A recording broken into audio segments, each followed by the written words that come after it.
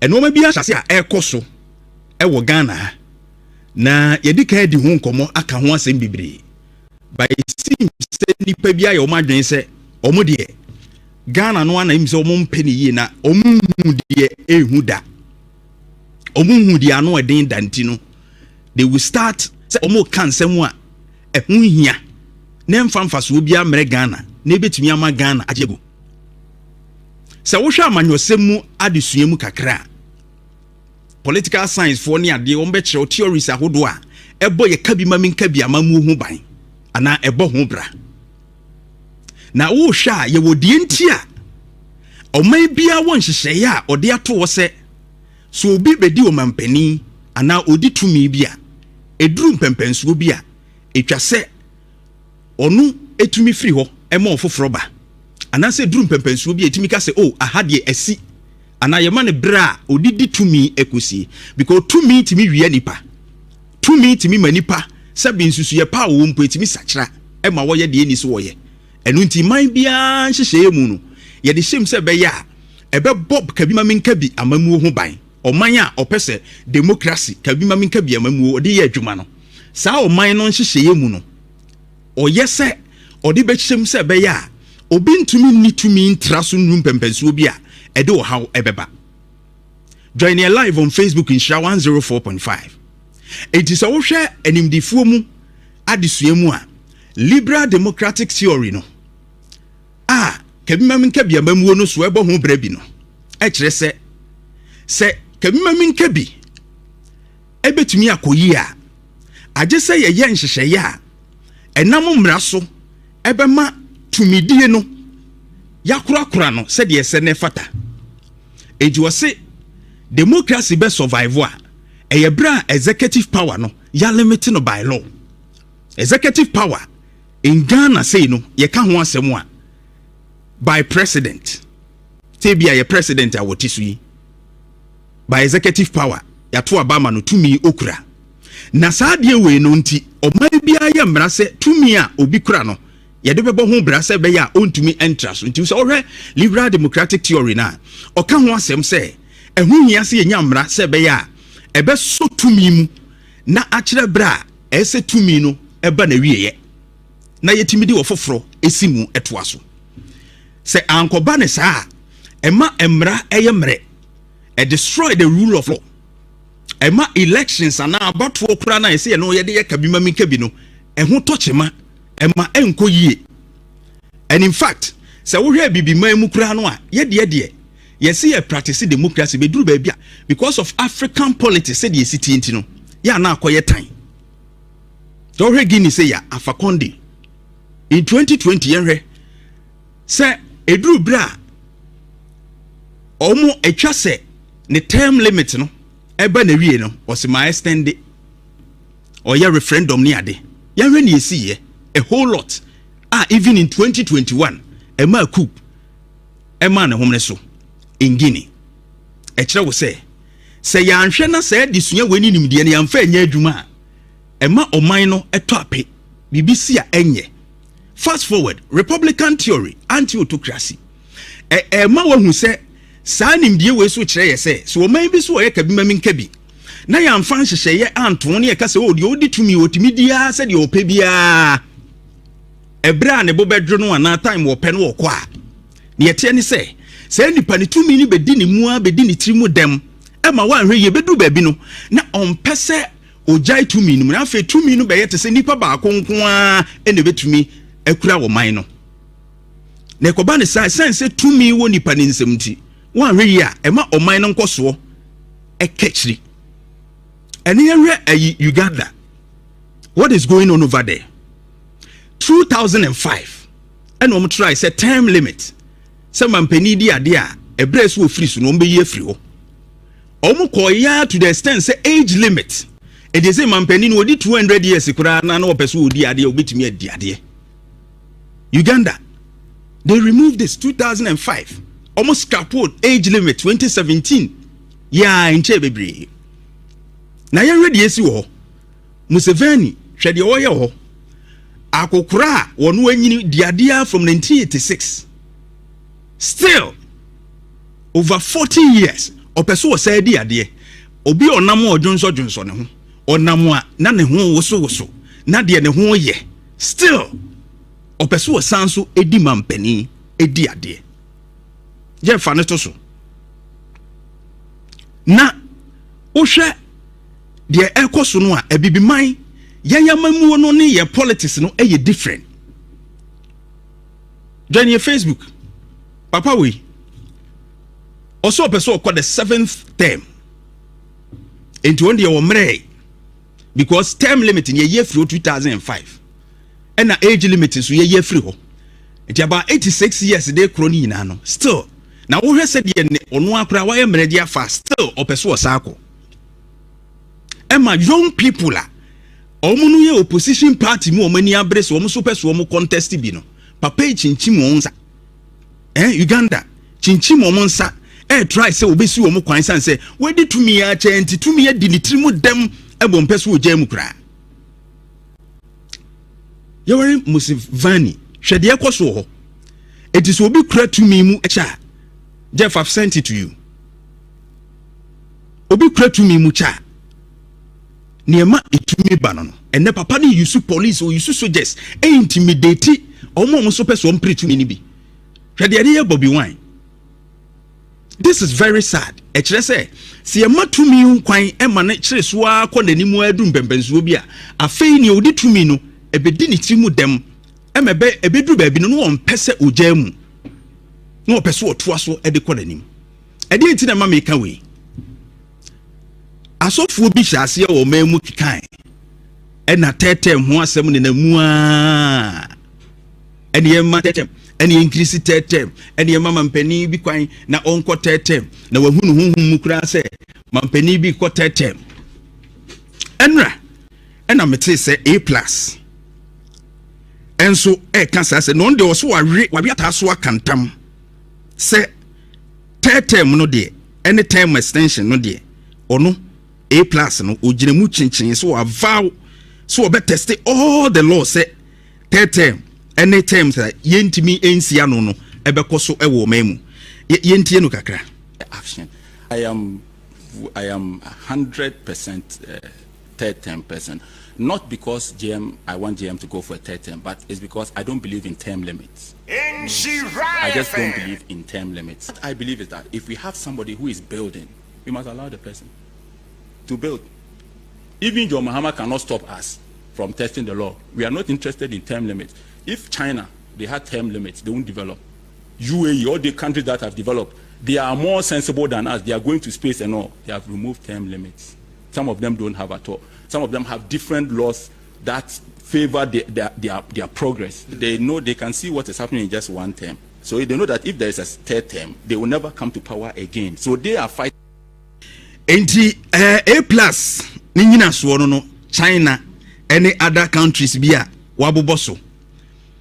Forgetting, sir, the African politics dynamics need different. A bit mama example, no?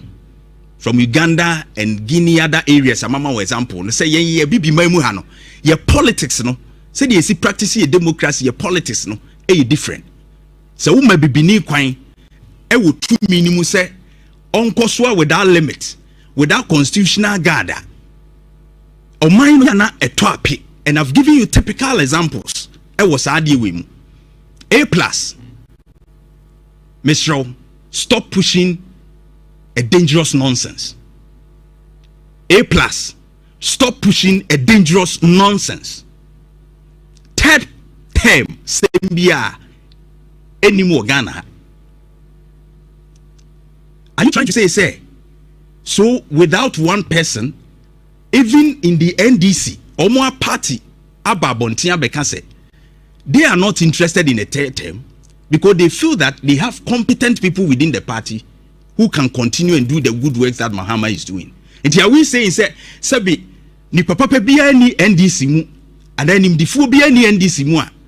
Nyansa, John Dramani Mama, edi bu o man no, ne term no so a, omo so beto aso di bu o man na. Is that what we want to say? Fifi Avekweti, the General Secretary of the NDC. Again, okay, was the NDC as a party is not even pushing for a third term for John Dramani Mahama. And there said there will be no third term for Mahama. His Excellency John Dramani Mahama Nankasaka said he will not go for a third term. So why are you pushing this nonsense? What called Parliament? You are there to help Gomua Central for the Wako. You are there to help shape policies and ensure stay and no matter even for your constituents. No? Is it a thing to worry about? We any idea here? So we pray one. Article 66 2 no clear that the term limit ends at 2 terms.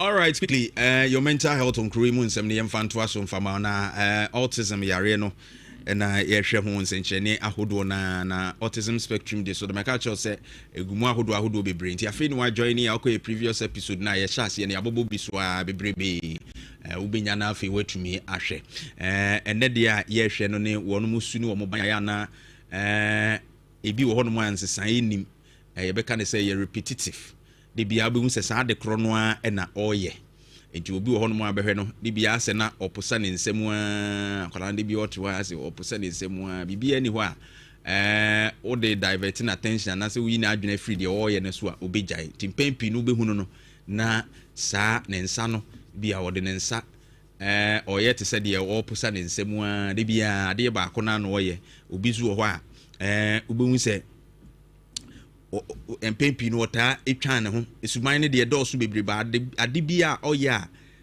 ɛyɛ ade bia ɔyɛ etoatoa so no a ontumi enyai.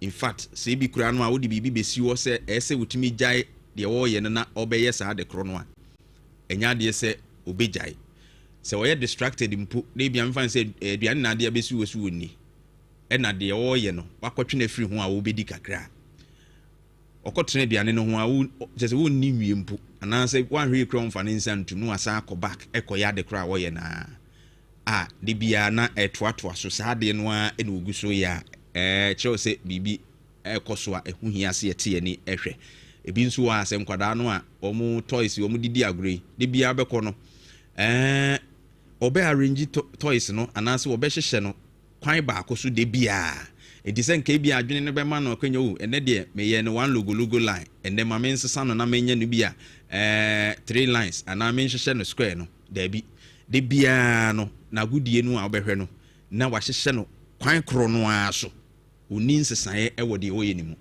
kyerɛ wo sɛ na adwene no edwumadie no mu no ɔhaw kakra ɛwɔ hɔ mpempi wobetumi akyerɛ ne bibi foforo sɛ oh hyehyɛ ni sei ayɛ kora de akyerɛ no but uja no sɛ won so yɛ na menhwɛ na no asa yɛ de wɔyɛ de bia no nti wo saa yɛ kyerɛ no oh yɛ ni sei sɛ de me kyerɛ no uja no ano asa yɛ de bia de wɔyɛ na no ontimi mfa foforo bia enka ho ne ɔyɛ na ɛna wɔyɛ entimi ensua de foforo bia no enka ho ɛwɔ saa de no ho a ɛkyerɛ wo sɛ bibi kɔso a ɛho hia sɛ yɛte yɛ ni hwɛ insha 104.5 we your mental health on KuroYiMuNsem about autism.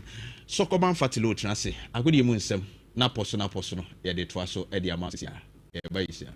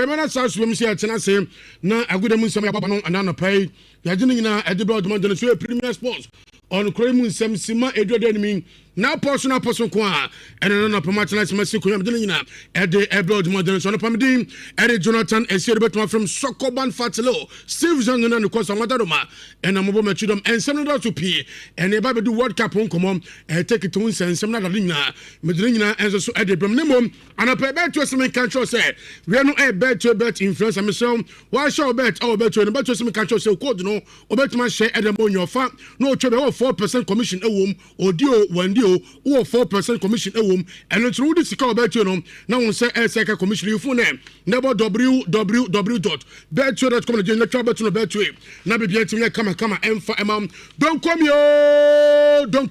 we no e obronya chade in chef and for say anapa men control so timi kam na oton TV oton fridge de ba na oton me ba to fabra ne ma wo dero enfama your red card no ya to say who from marketing managers this year it was 0244 729-510 0244-729-510 na bibia nye kama emfama wo business no say betting site obi aga tum no e betano na betano 24/7 permit so to me kam no dey 8 years kwa you phone na www.betano.com na GH na me patoboro mi sia na ya pro registration we have fema onua na sika pude 1 million Ghana cedis ya channel onso nsa etime account there we wonya na bibia ju say betano wonko a na MTS no control say isim no say hu hia say odo no betuma MTN office no kokko light 10 bi kwana wo ya de on eno to mo di isim automation no e ba bia obi a wan ka say betuma ya isim no na bibia so tuma fine pa e ma me patoboro mo see a e Play Store App Store na download my MTN app no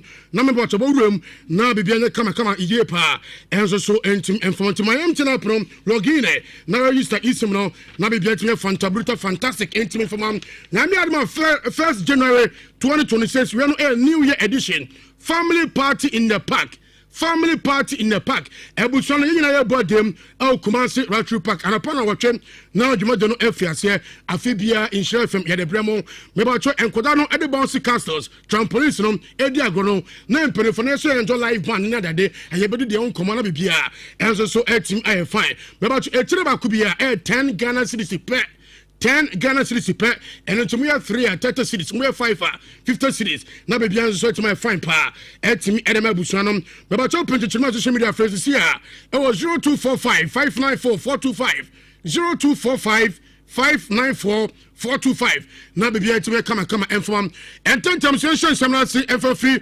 2026 World Cup no me ba cho rema FIFA president enro officially opinion no aba announce prize money woje cap na zika won sabet maka na prize money no $50 million $50 million and just imagine say be Ghana room na prize money set maka say ye benya sika ye pa na me ba to Ghana ye room group stage rempo no ye sabet maka $10.5 million me ba to no ka $50 million no 10.5 already come at $1.5 million no and the preparation na mu here $9 million at the quantity Jerome group stage no na no so it about $9 million no for group stage no na be so it come pa etimi and I'm go tie FIFA president opinion for the Johnny Infantino and Brian all this sense seminar and so etimi atu eja. We had a very important council meeting here today in Doha where we discussed many points. First decision taken, the prize money for the FIFA World Cup 2026. A massive increase, 50% more for all the member associations, minimum of 9 million for the participation, plus 1.5 million preparation money, so 10.5 million for every member association participating in the World Cup, and the winner gets $50 million, an increase of 50% compared to the World Cup 2022 in Qatar. So everyone will be excited to win the World Cup, not for the prize money, for the trophy, but the prize money is a nice add-on. And now FIFA President Johnny Infantino and I would say kana urama kasemafo edema GFA opinion ye fun Henry Asante Chum. Now opinion e buzan say na say ebete say ticket price no man so na emfa mpro bi pebia to a ne nsan so ebetimi aka.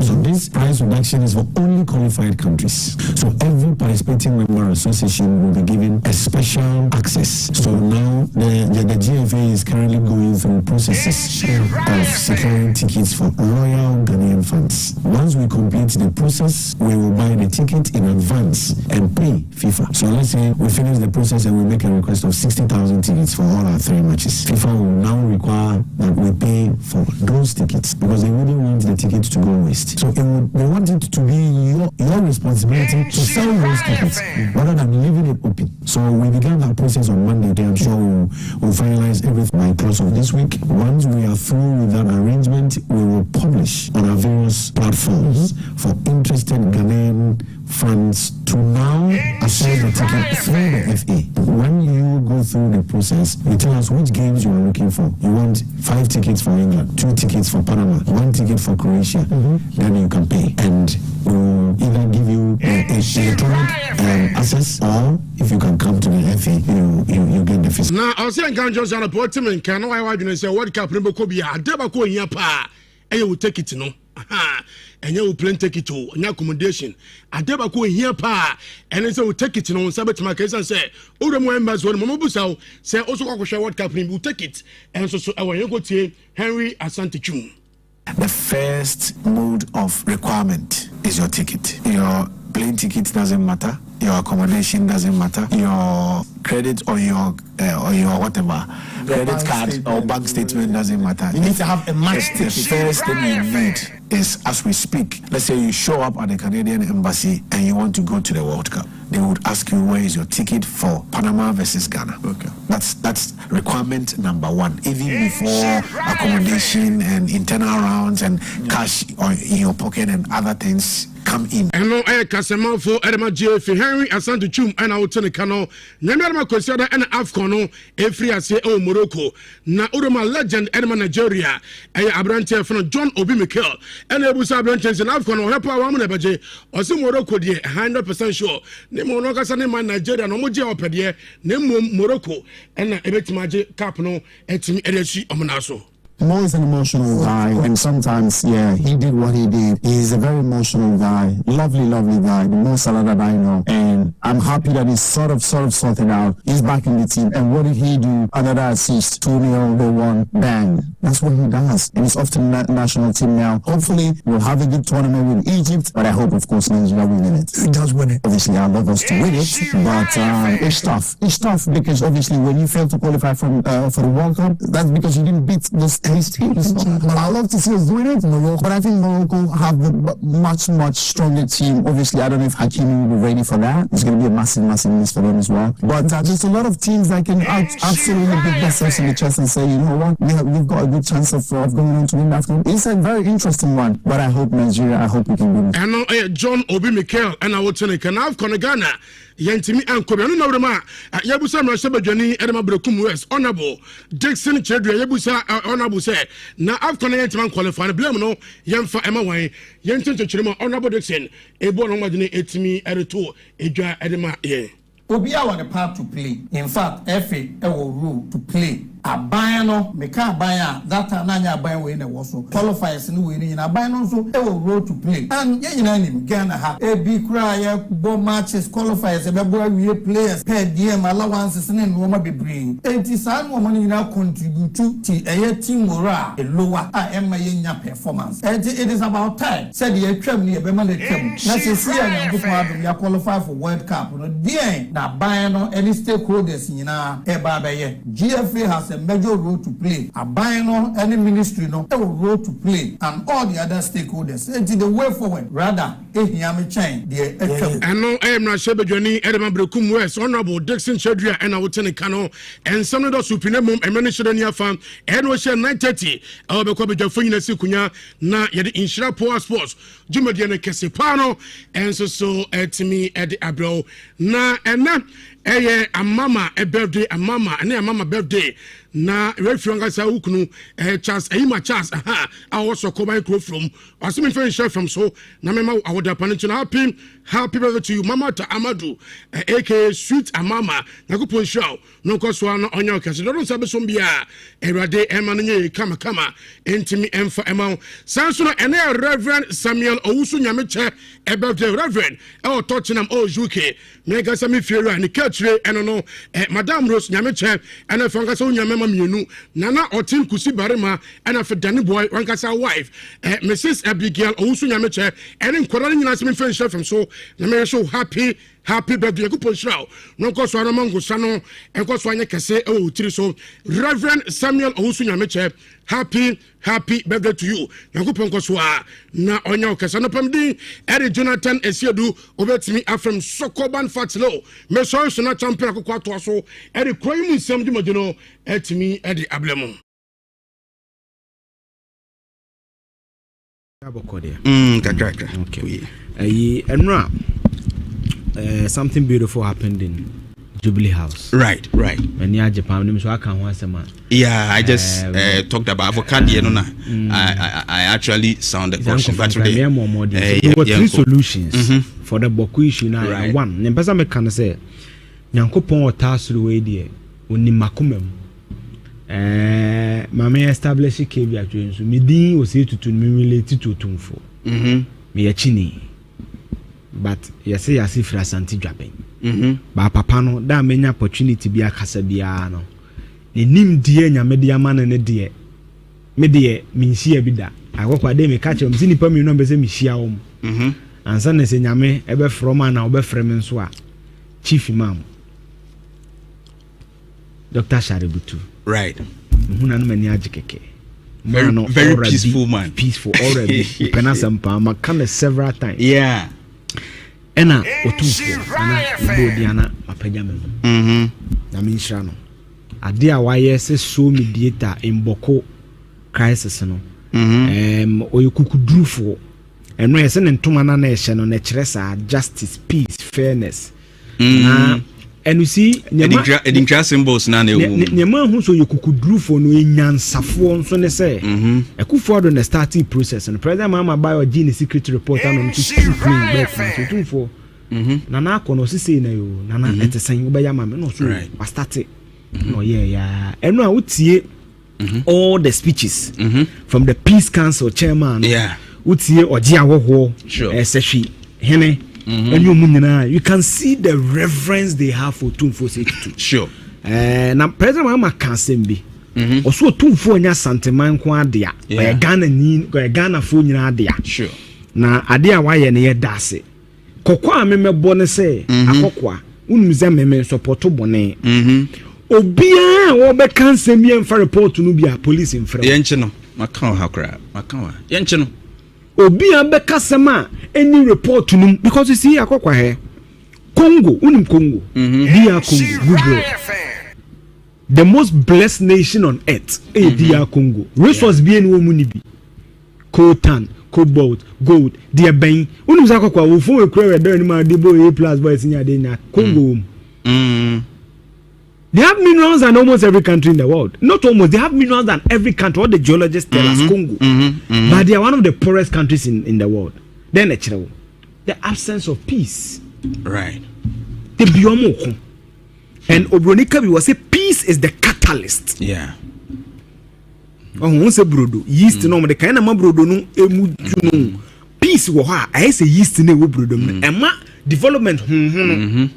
That bonde by a flyover. At least in the northern region, the first flyover. ABB. Yeah. ABB. It's a significant water project. The independence call. At least for the first time, the nation went to Tamale. We saw how they sold their culture to us. Yeah. 2026 independence. Thank you, Koboko. Apa is Apa is Captain Credit. Apa is Captain the Boga. And Koboga. Thank you, Koboko.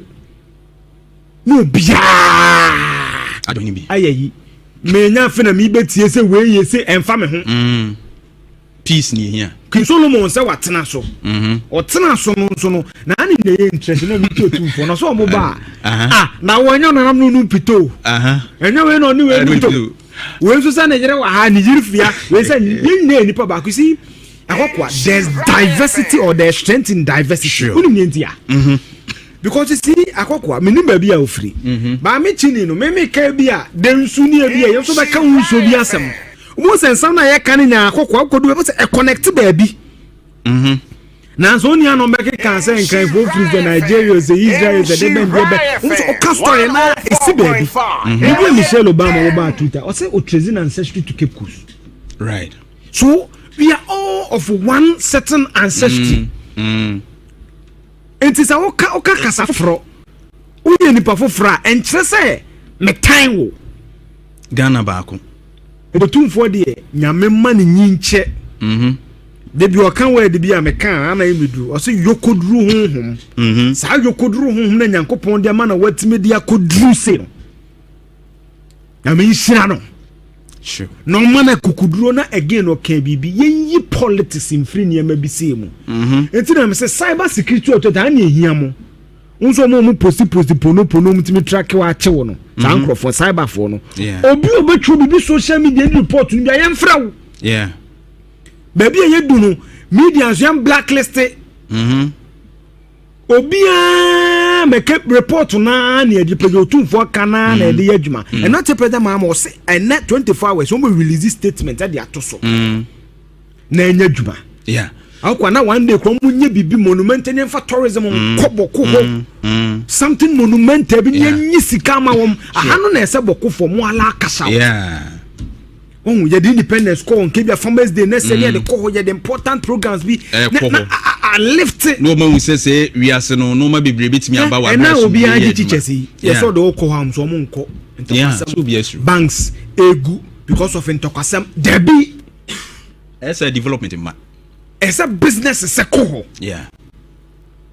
As a nyina ye make sure we be possible be social media friend. Abudu delete. Let's all be each other's check. And for what you said right now, no, the media too. Yes. Let's see it me control conversations. Because we are there, they would like to play politics with. Or Pekra Sakini Free Studio. That one is accepted. Yes. And your platform. Me can some now can be yeah politics then yes or be people you work out. Or two for start okay was it this is a mediation not arbitration. Sure. What's arbitration here?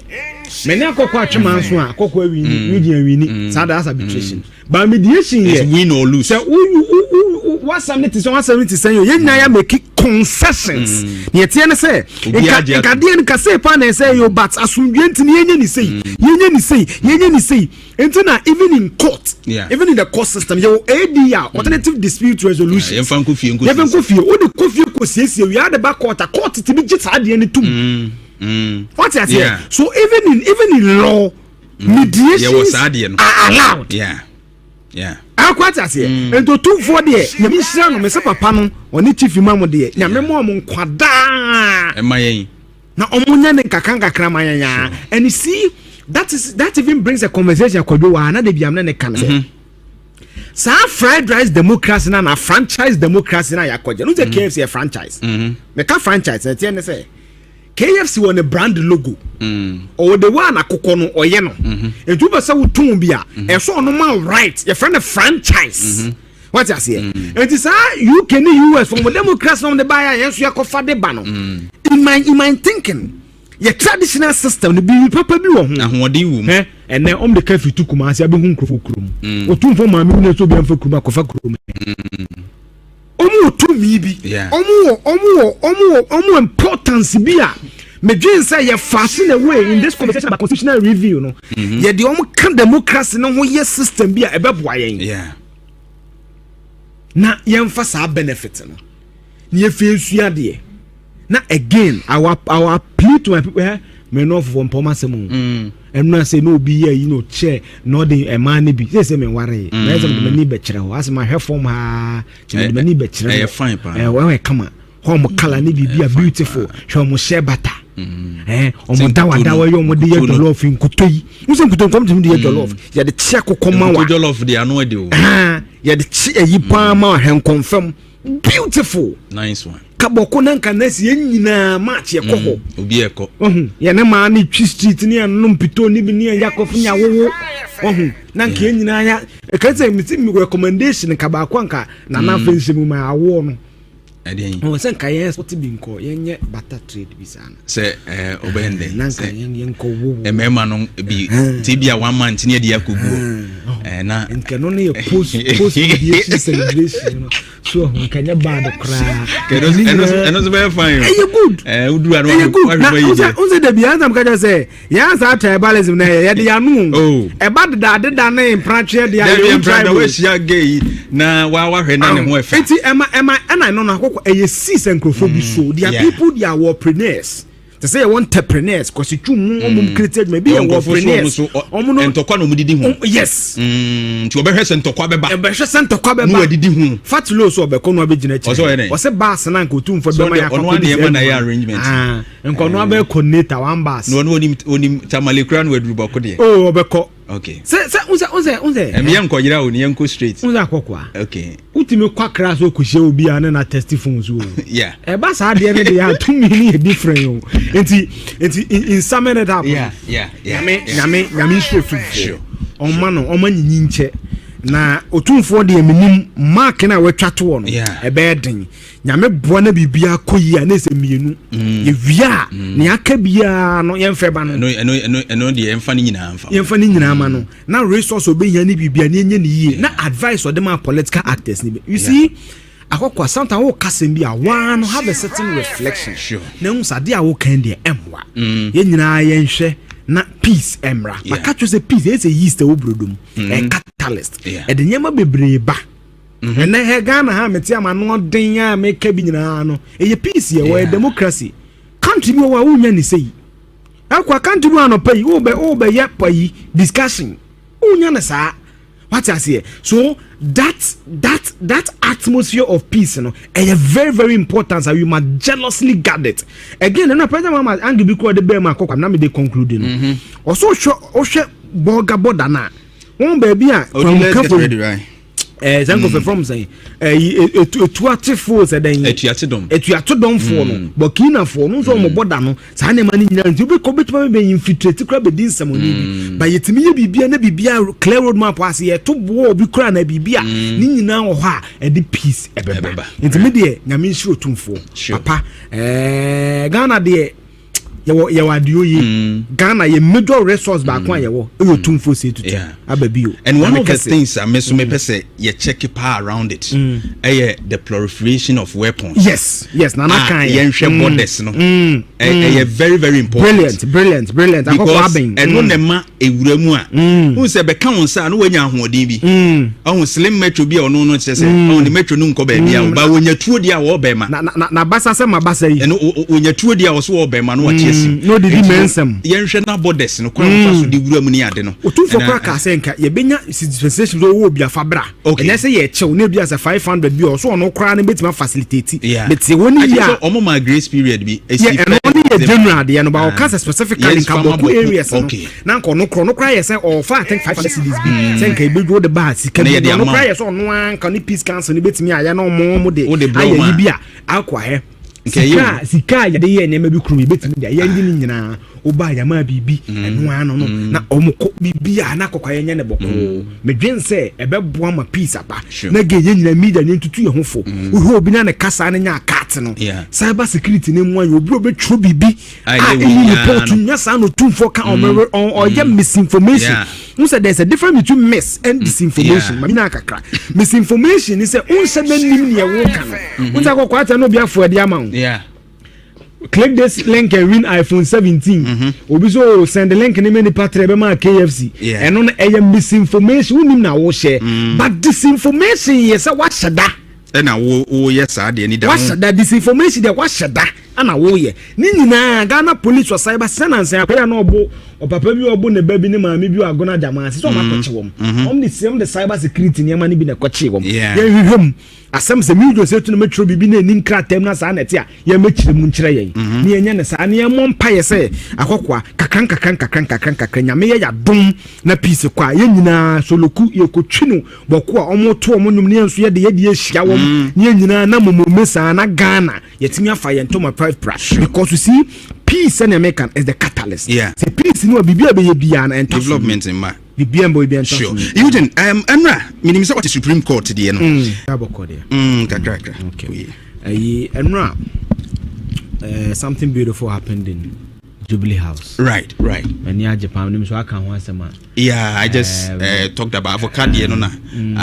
I actually sounded caution but today. There were three solutions for the Boku issue now. Right. One, nyempesa me kan say Nyankopon otasuru we die oni makomam. Mama establish KB atwensu. Me din o say tutu me relate to tumfo. Me yachini. But yase yase fra santi dwaben. Ba papa no da menya opportunity bi akasa bia no. Ne nim die nyame de amana ne de. Me de minhia bi da. Akokwa de me ka che mzi nipa mi no be se mihia wo. Ansa na se nyame ebe from na obe frem nso a chief imam Dr. Shaributu. Right. Huna no mani agikeke. Very peaceful man. Peaceful already. Penasampa makana several times. Yeah. Ena otumfo ana ibodiana apagame no. Na minhira no. Ade a waye se so mediator imboko crisis no. Oyekukudrufo.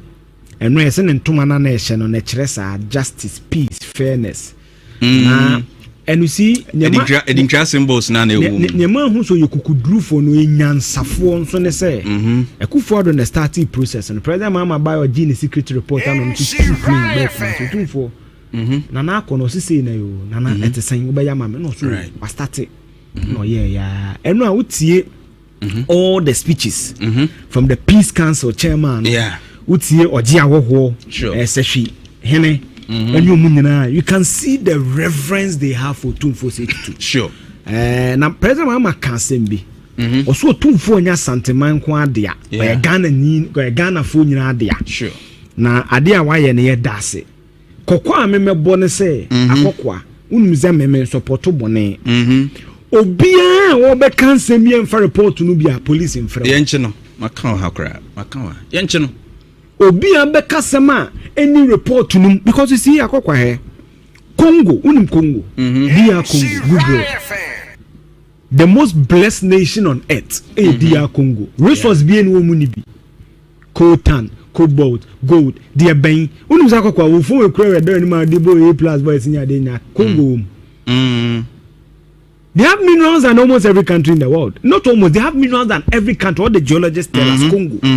But they are one of the poorest countries in the world. Then the absence of peace. Right. The biomoko. And Obronika will say peace is the catalyst. Yeah.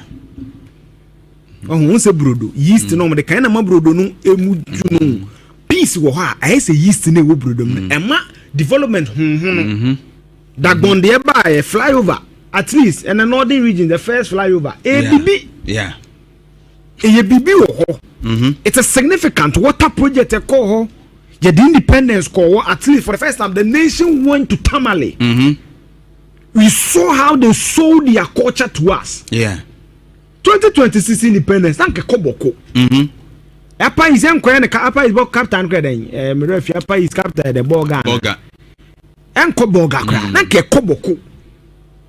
No bia adoni bi ayi me nya fe na mi betie se we ye se emfa me ho peace ni here King Solomon se watena so otena so no na ani na ye interest na mi totumfo no so mo ba na wonyo na nam no pito enyo we no ni we pito we so sa na jere wa ha ni jirifia we say ni nipa ba ku si akokwa there's diversity or there's strength in diversity uni ntia because you see akokwa me nimba bia ofri ba me chini no me ka bia densu ni bia ye so be ka unso bi asem mo sensa na ye kan nya akokwa kodu be say e connect ba bi na so ni anom beke kan say nkan for free Nigeria say Israel say dem be o ka story na esi baby even Michelle Obama over Twitter o say o treason ancestry to Cape Coast, right?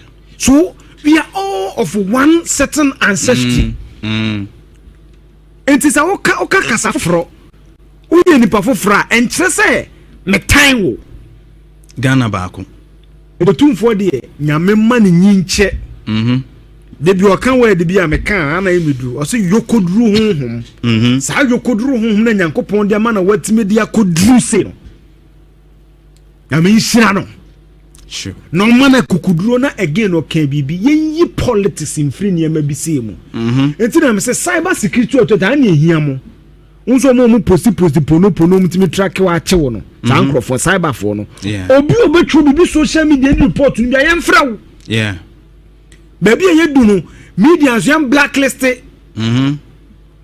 obi a make report na na edi pege otumfo kana na edi adwuma and not a president ma o say and net 24 hours we release statement at the atoso na enya adwuma akwa na one day krom nye bibi monument ne fa tourism koboko ho something monumental bi nye sika ma wom ahano na ese bokofo mo ala kasa you the independence call on Kebia Farmers Day next year the call the important programs be lift no man say we are no no be bit me about and now be a teachers yes so the call am so mon ko banks egu because of intokwasem there be as a development in man as a business is a call as a nyina ye make sure we be possible be social media friend no abudu denete let's all be each other's check. And for what you said right now, no, the media too. Yes, let's see it me control conversations because we are there.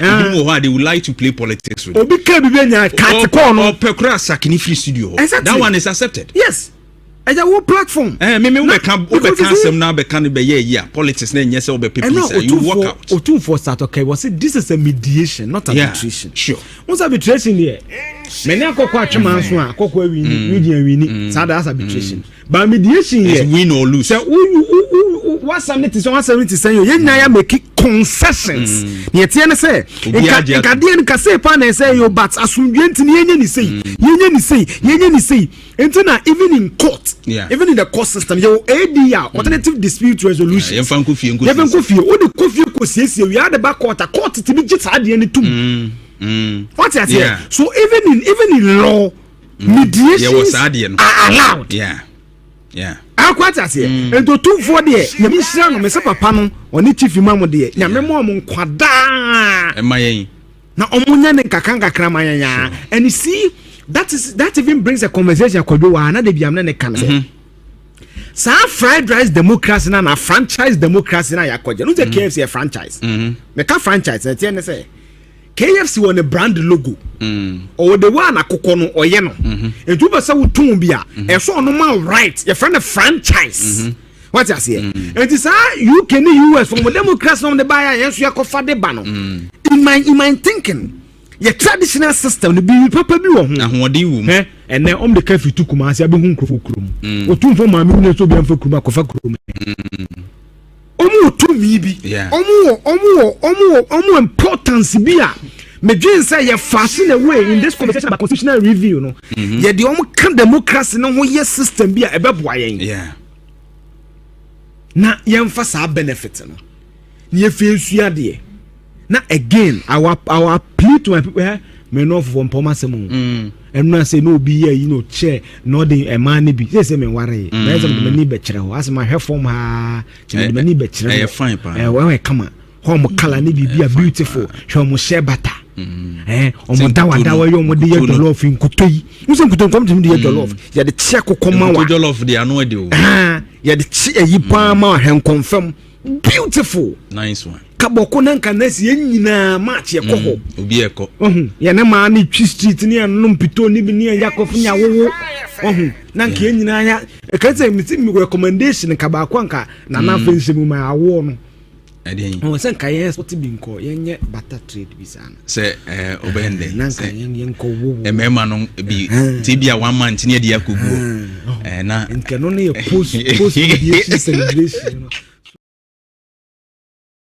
emu nkomodie ede ebebrɛw na His Excellency John Dramani Mahama and the General Secretary of the NDC Fifi Abekweti ɔkyerɛ sɛ enkra wode ama na pamfo ni nyina sɛ wo ya wadwene sɛ wo bɛyɛ corrupt de a na why wadwene sɛ wankasa wo bɛko wankonkonko ɔne na ban so corruption so enti wa ebɛbɔ odin sɛ corruption scandal bi apie ɛwɔ waso yɛ ne de wa fa ati kɔgye ɔso wɔn so kraa. In fact, Fifi kyerɛ sɛ OSP bill no so ɛkɔ parliament amampani de krataa bae so mko yimfiri hɔ no ɛsrɛ sɛ majority leader and omunko yimfiri hɔ no wɔse ɛnya ade a kyɛ sɛ mampani asɛ wɔn na ɛhyɛ wɔ mu abɛkyirim sɛ ɛnyɛ saa nɛte ne mum wɔn nyinaa ɛhwɛ kwan a na ɛbɛfa so aketasrɛ projum kankan yɛbɛko afiri ɔman mu ma meji mensa ɛne ne deputies no NDC General Secretary say they must go. Womunko no mujumedie enso ani. The Parliament of Ghana make us Obama green light Accra Kumasi Express way no ono mo kire se normal entumi enkoso nti green light no na aso amaye no na esa Accra Kumasi highway ya ten so se roads minister se nya de so mbejai the old road na da ho Accra Kumasi no mbeye no so aka ho nti ye hwe ni mo be no de ombetumi aye ho adwuma aka ho na expressway na ni nyina na beboa Ghana Armed Forces His Excellency Commander in Chief of the Ghana Armed Forces Sabri or Amasrafo ko Jamaica unim se esuframa no eden pa abo afamu wo Jamaica ma atoyire nchema esi ho ne nyagro nti yasrafo ne koboa na wo ma yinsisi engineers ka ho wo mo ayi wonim de wo construction mu ni ade ya wo mo asra adwuma ni mu wo ma yi wo mo makomako bi di afrafra na wo mo de wo mo kɔ so mo nkɔboa na Jamaica eno ma entimi enkoso mo sa so de aboade kakra de aka ho se be ya Jamaica man no so no ma betumi akoyi nti US aban ena de ne wie mu hyen kra baaye de be sesa Ghana yasrafo idi koya wono mo so ekɔboa no ho nsɛm so abeba minority no kyerɛ sɛ da bi saa na motuo no kra so aban amfa mefa parliament yan buboma mo ma ehu sɛ bia de asrafo kom so raise concerns ahodo ne nyina no yɛ enkomodi a yebedie na afi yabobɔ ensɛm so de amaw maka kyerɛ sɛ bɔko ensɛnsɛm no so anɔpɛ yebedi nkomo sanse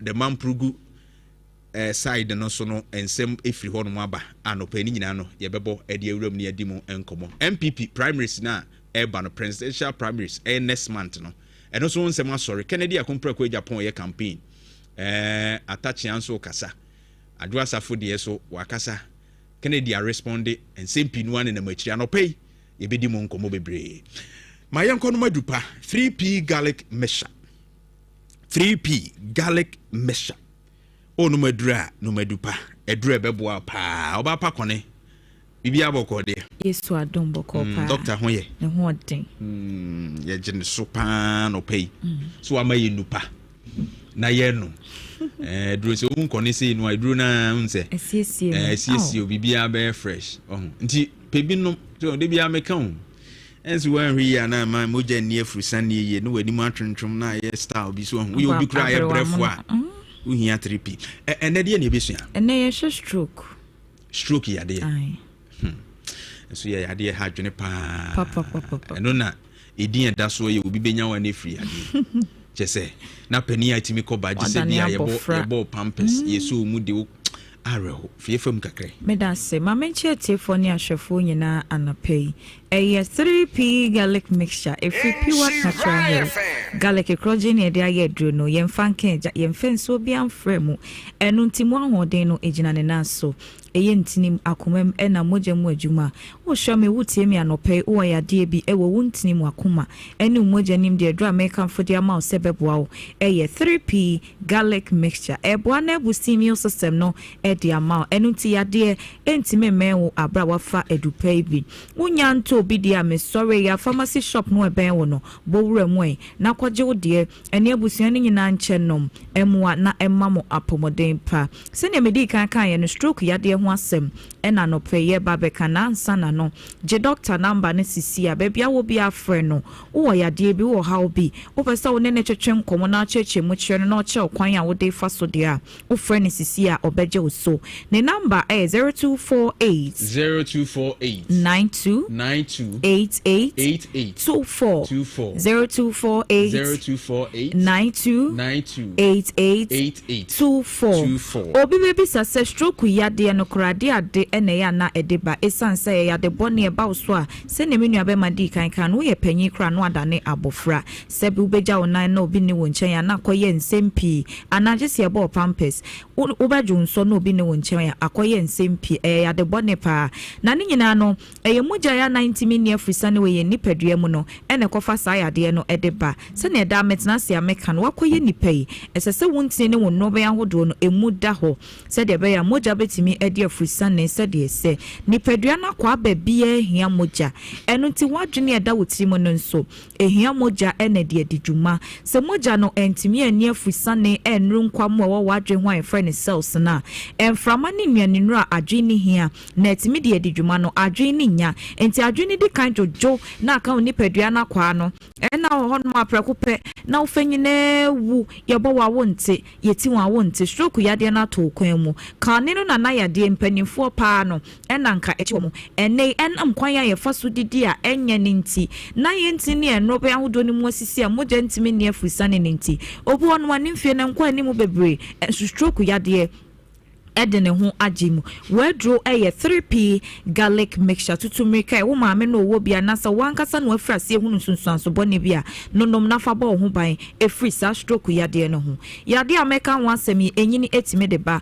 wo nyini no na wo mpom no eyemre nipadua ntimi twetwe yade ahodo pi mo no ankasa ne ho enu nti yade bia enyini timi kwetwe brew stroke yade enyenyini na de ba yade a pressure yade no se bi wo so a enu nso etimi kofa stroke yade no de ba de nti na kasa pressure yade na abetana wo so ne nyina ye moja entimi ne afusane ewo dipadua ne mu yie no na akofa wo pressure yade ne de aba enye moja na adoso abroso ewo nipadua nim na emom ntine ne no be emu asisi na moja entimi ne afusane nti ama wanya pressure edidi mu ana boa no a wo se stroke yade ne so na ono nso edi akire afa diabetes asiche yade no eno nso timetwe stroke yade de brew eya na yese frefre kobo namfo ne nyina ye kɔ baabi enti we kɔ no afre ne yonko we kɔ no afre ne yonko wan hwe ye nipa ba akofo wo stroke wo pressure wo diabetes entwe ye entna ho ma ya de boni we enya wo kwan entem abra edupa na ba se ye nyina ye ndom ya de garlic na ye de aduane di no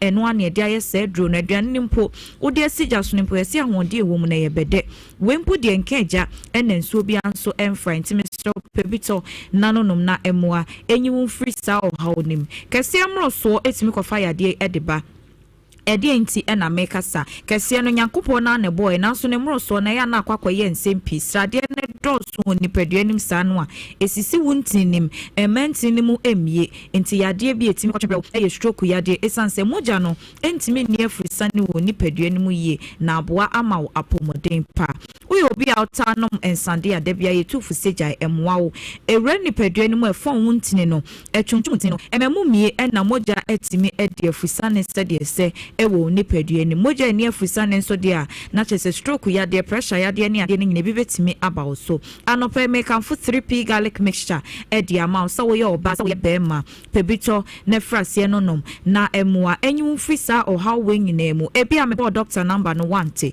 me san abobi mfa number ne sisi a na frɛ doctor ene ne ntwetwe nkomo cheche yade anim kire no na omoa ewo kwanhon kokra so ne number no 0248 92 88 24 0248 92 88 24 eno nti we frase ehunu tititi ye ewo nipadua na kwa ne so de atutumeka kwa 3p garlic mixture ne frase enonom stroke yade na ya na esunsunsanso bone no ebi no so ho no ma nipadua na ye ududu feel heaviness na aba mo nenye bibia nti moja ntimi ne afrisane no na akofa sa o ha no e de aba stroke yade esunsunsanso bone no ebinu no eba oso obon setimija wani so bidie wani so chine wo saa afi wo hwa ade nso a wo hu papa wani so be wisi saa ho a wonte ase eye 3p garlic mixture ne adura wo no mu a ebeboa eyi sa o ha wo nyina ede efri wo so stroke yade aba wo so nso abonsa na kasa ho ayede ama etime kra chia obi ano anase aka wano atum asam na wo bie wano aka no kra mu ye udu enti wontime enkasa afi obi wo no ma nante nso ho ye ne den mubu wa enwu dem a wo de no ama wo nante na ye star obi bonsa wo chia wo ho ansa na wache wo nanse kra etime anante wo ye panyini a na wadane abofra ene ya ahoden wo hoyi hwan bakra na wo fra na soma no a wo kɔ na nkampese ya ka wato dem wo fro obi ba soma na afro bonsa na wa ye mobo de bia no ani atete pe 3p garlic mixture dro bi nanonom na emua enyi sa ohaw no emfri wo so ema wonti ase wa asem ho ekɔ chichichichi asem ya ye ken enkenya asem bia wo sa wotwe ni twan enom stroke yade na aba wo so ninti wonti asem no ase watwe ni twan sa de bia na ho aye hi ewo fie pe 3p garlic mixture na frasie enonom etimija utipaye utibedwa wo saa wo dwene ho wonte ase enu nti na ya na yetufo se wo fie na wo bedware se yensu onwunu se yensu hie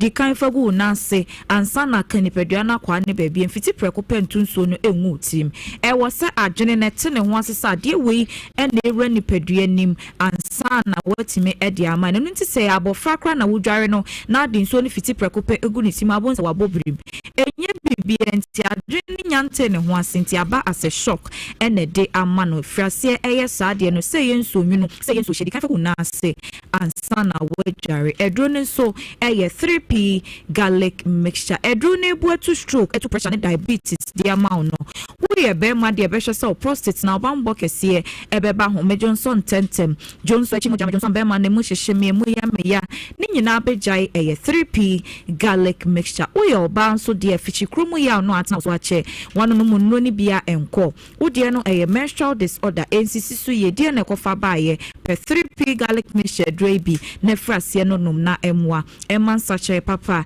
emremu emfa ema general body pains ena ye wo bi wo no ma ne yade ano no oba wiase ne honam nyina timi ye ne yasa titiw ne sa bre nso kura gugu ewie ma ye nwunu kakra no ontimi nya ne ho hwe wote yaw ewo nipadua nim na poso ne na poso nyina etwetwe no vitamin C no eni nipadua nim kese no ene sa haw na wanya no vitamin C adro kese ye 3p garlic mixture esanse garlic no edi nnuane no ni atwe ne direct edi aye sedroi ebeboa yaw no edi free ni pedua ne so edi ama me kana meja de yan so be fa doctor number na wa frene na one na twetwe komo na wa che okwan a wo de sa yade no fa so na emum sa wo koto adro no ya na wa hye ne so abribia meka ye adro no ewo to amhyewa ebo garlic ye da ho ne ye kokko na adro ne tini ye kokko eno nti ukọ na obi fedu fufuro bi kyerɛw se eye garlic mixture esan yade abodin na bia wo te garlic ne ma ne na adawo ye o garlic adro ne o garlic adro papa ye de ne 3p garlic mixture ewo to mu a garlic ye da ho eye kokko unhunu niema mabobo so iwo se dro na woni kro de ama one so de ameso ko wanim kopim so benya nubi ansa na wato adwene aya wontanta ena mabibidro ne abrofodro bi awda so ninti no mesrema ne hawo wo de to adro ne ndom 15 minutes edro bi awo bi anom ka ho enkofo hawo emre wa pomodei enya na baby etumodo wo ye man mu baby abowramu a wonsa etimeka edupai bi na emum ya na wa hye ne so se bia na wo penu dudu matu ena wa akra okai hyidia fa wani chere Kingswalk Kofi Sam ena Angel Herbal Ashaman enko Wedama Pharmacy Tama Community 5 a Little George Madina Ko Health Alert Clinic any post office no enedi enimhye Kumase Kwalinak Herbal Dani Herbal ena Kriske Ebema obi ato ho eye Albert Sam Herbal Takradi AA Mensa Koforidua Gapson Pharmacy Wamomoniawe Enterprise any Cathedral no ne di enimhye UDS Obeko Charles Herbal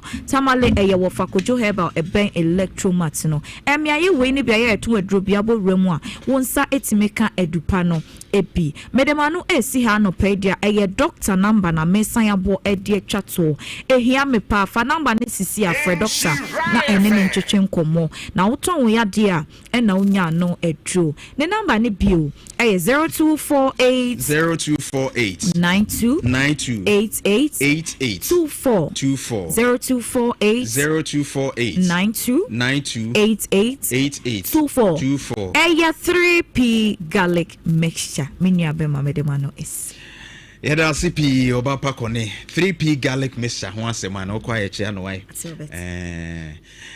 Insure 104.5 KuroYiMuNsem and Augustua Wuti and my first special happy birthday wishes from Uncle my Justice Prempe and or birthday Justice Prempe happy birthday to you or you're part of the communication team in Ashanti region for the NDC happy birthday to you Justice Nyamin shower wodano so no onye okese ma nkwatenten a ahode wom na bibia enko yif pa emfa emma. Next week on the 23rd, I dare say, Ebepimo Asante Mampo. Nana say Ampofueji of Adum FM and Adum TV. I dare say Ampofueji leaves concert, no, Basso. But before the 26th, I beji and you know, a free health screening, kosunti hypertension, etimi kofa stroke here, HHB by.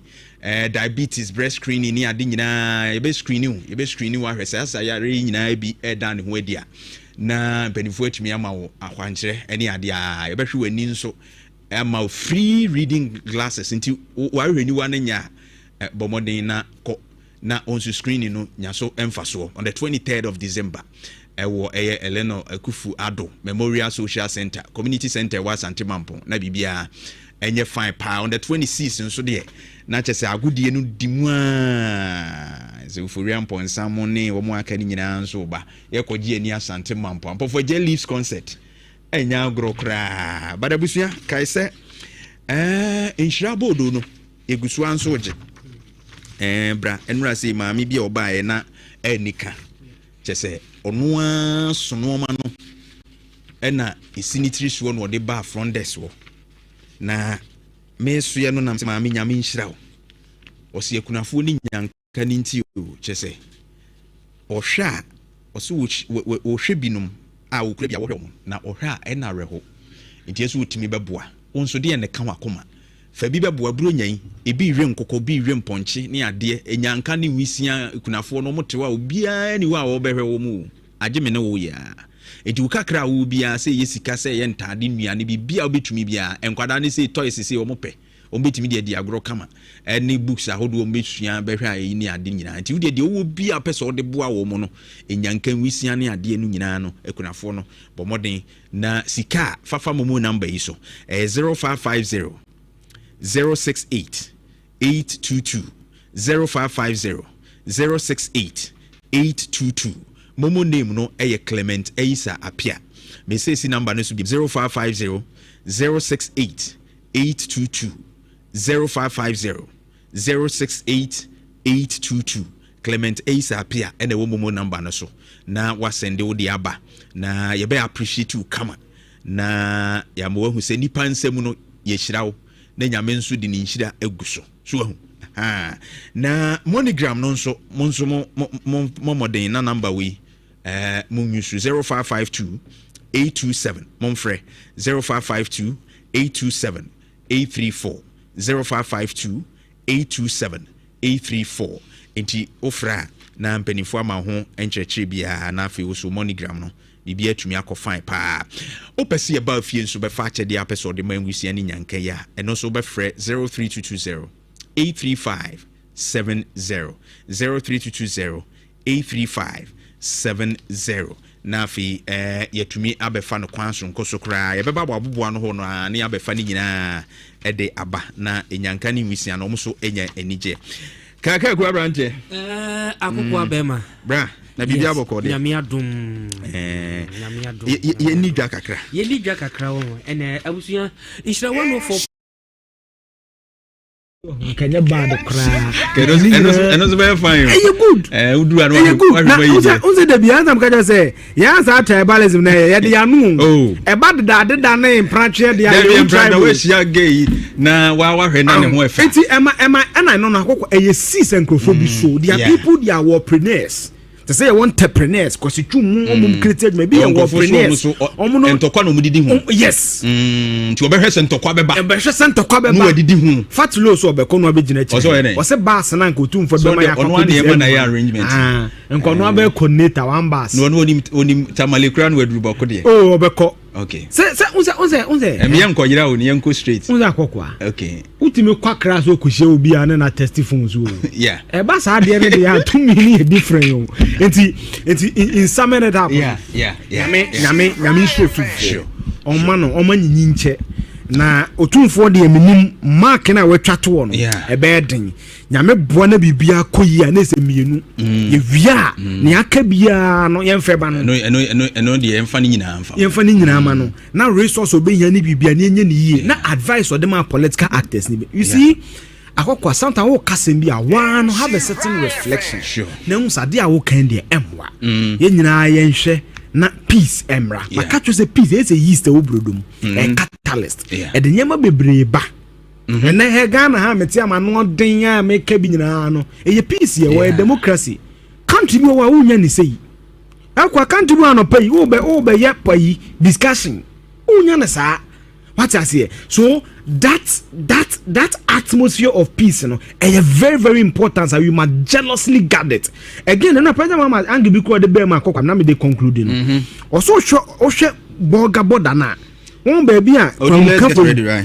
Zango from say etuate fo say den etuate dom fo no Burkina fo no so mo boda no sa na ma ni nyina nti obi ko betuma be infiltrate kra be din samoni ba yetimi ye bibia na bibia clear road map ase ye to bo obi kra na bibia ni nyina wo ha e de peace e beba nti me de nyame nshiro tumfo papa Ghana de ye wadio ye Ghana ye major resource ba kwa ye wo e tumfo se tutu ababio. And one of the things I me pese ye check pa around it the proliferation of weapons. Yes na kan ye nhwe borders no very very important. Brilliant because eno ne ma ewuramu a who se be ka won sa no wanya ahoden bi ohun slim metro bi ono no chese ohun the metro no nko ba bia ba wonya tuo dia wo be ma na basa se ma basa yi eno wonya tuo dia wo so wo be ma no wa no de dimensem yenhwe na borders no kwa so de wura mu ni ade no otufo kwa ka senka ye benya dispensation so wo bia fabra enya se ye chew na bia se 500 bi o so ono kra na betima facilitate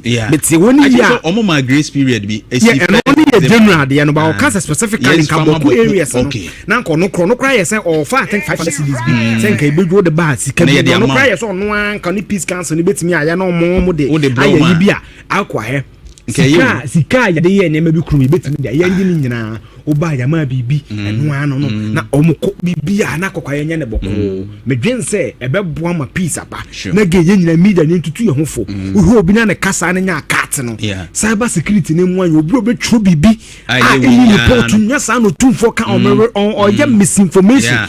You said there's a difference between mis and disinformation. Mamina kakra. Misinformation is a unsaid nim ne wo kan. Unta ko kwata no bia for the amount.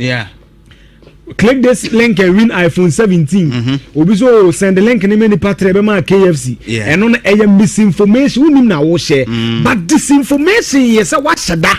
Na wo yes ade ni da. What shada disinformation de what shada. Ana wo ye. Ni nyina Ghana police or cyber senance akoya na obo o papa bi obo ne ba bi ne maami bi agona jama se so ma kwache wom.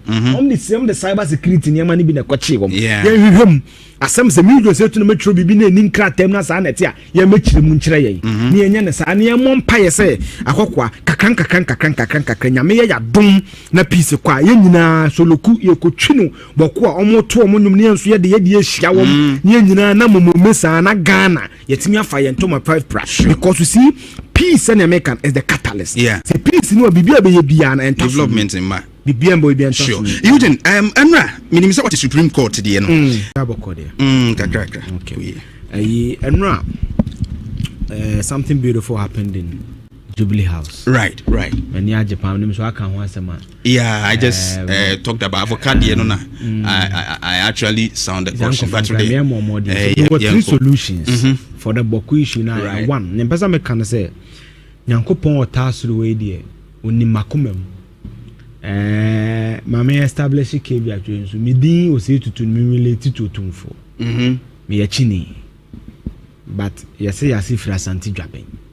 Ba papa no da menya opportunity bi akasa bia no ne nim die nya media man ne de me de minhia bi da akokwa de me ka chem si nipa mi no be se mihia wo ansa na se nyame ebe from na obe frem nso a chief imam Dr. Shaributu right huna no mani agikeke. Very peaceful man. Peaceful already. Penasampa makane several times. Yeah. Ena otumfo ana ibodi ana apagame. Na minhira no. Ade a waye se so mediator imboko crisis no. Oyekukudrufo. Eno yese ne ntoma na ehye no na kire sa justice, peace, fairness. Na and you see Edinka symbols na na ewu. Nyama hu so yekukudrufo no enyansafo nso ne say. Ekufo do na starting process no president mama buy or gene secret report on to clean back so tumfo. Na akono sisi na yo na etesen wo be ya mama no so wa start no yeah. Eno a utie all the speeches from the peace council chairman. Yeah. Utie oji awoho. Sure. Sehwi hene. You can see the reverence they have for Tumfo Setu. Sure. Na president mama can sembi. Also Tumfo nya santeman ko adea. Ghana fo nyina adea. Sure. Na adea wa ye ne ye dase. Kokwa memebo ne se akokwa. Unumze meme support bone. Obia wo be kan sembi en fa report no bia police in front. Yenche no. Makan ha kra. Makan. Yenche no.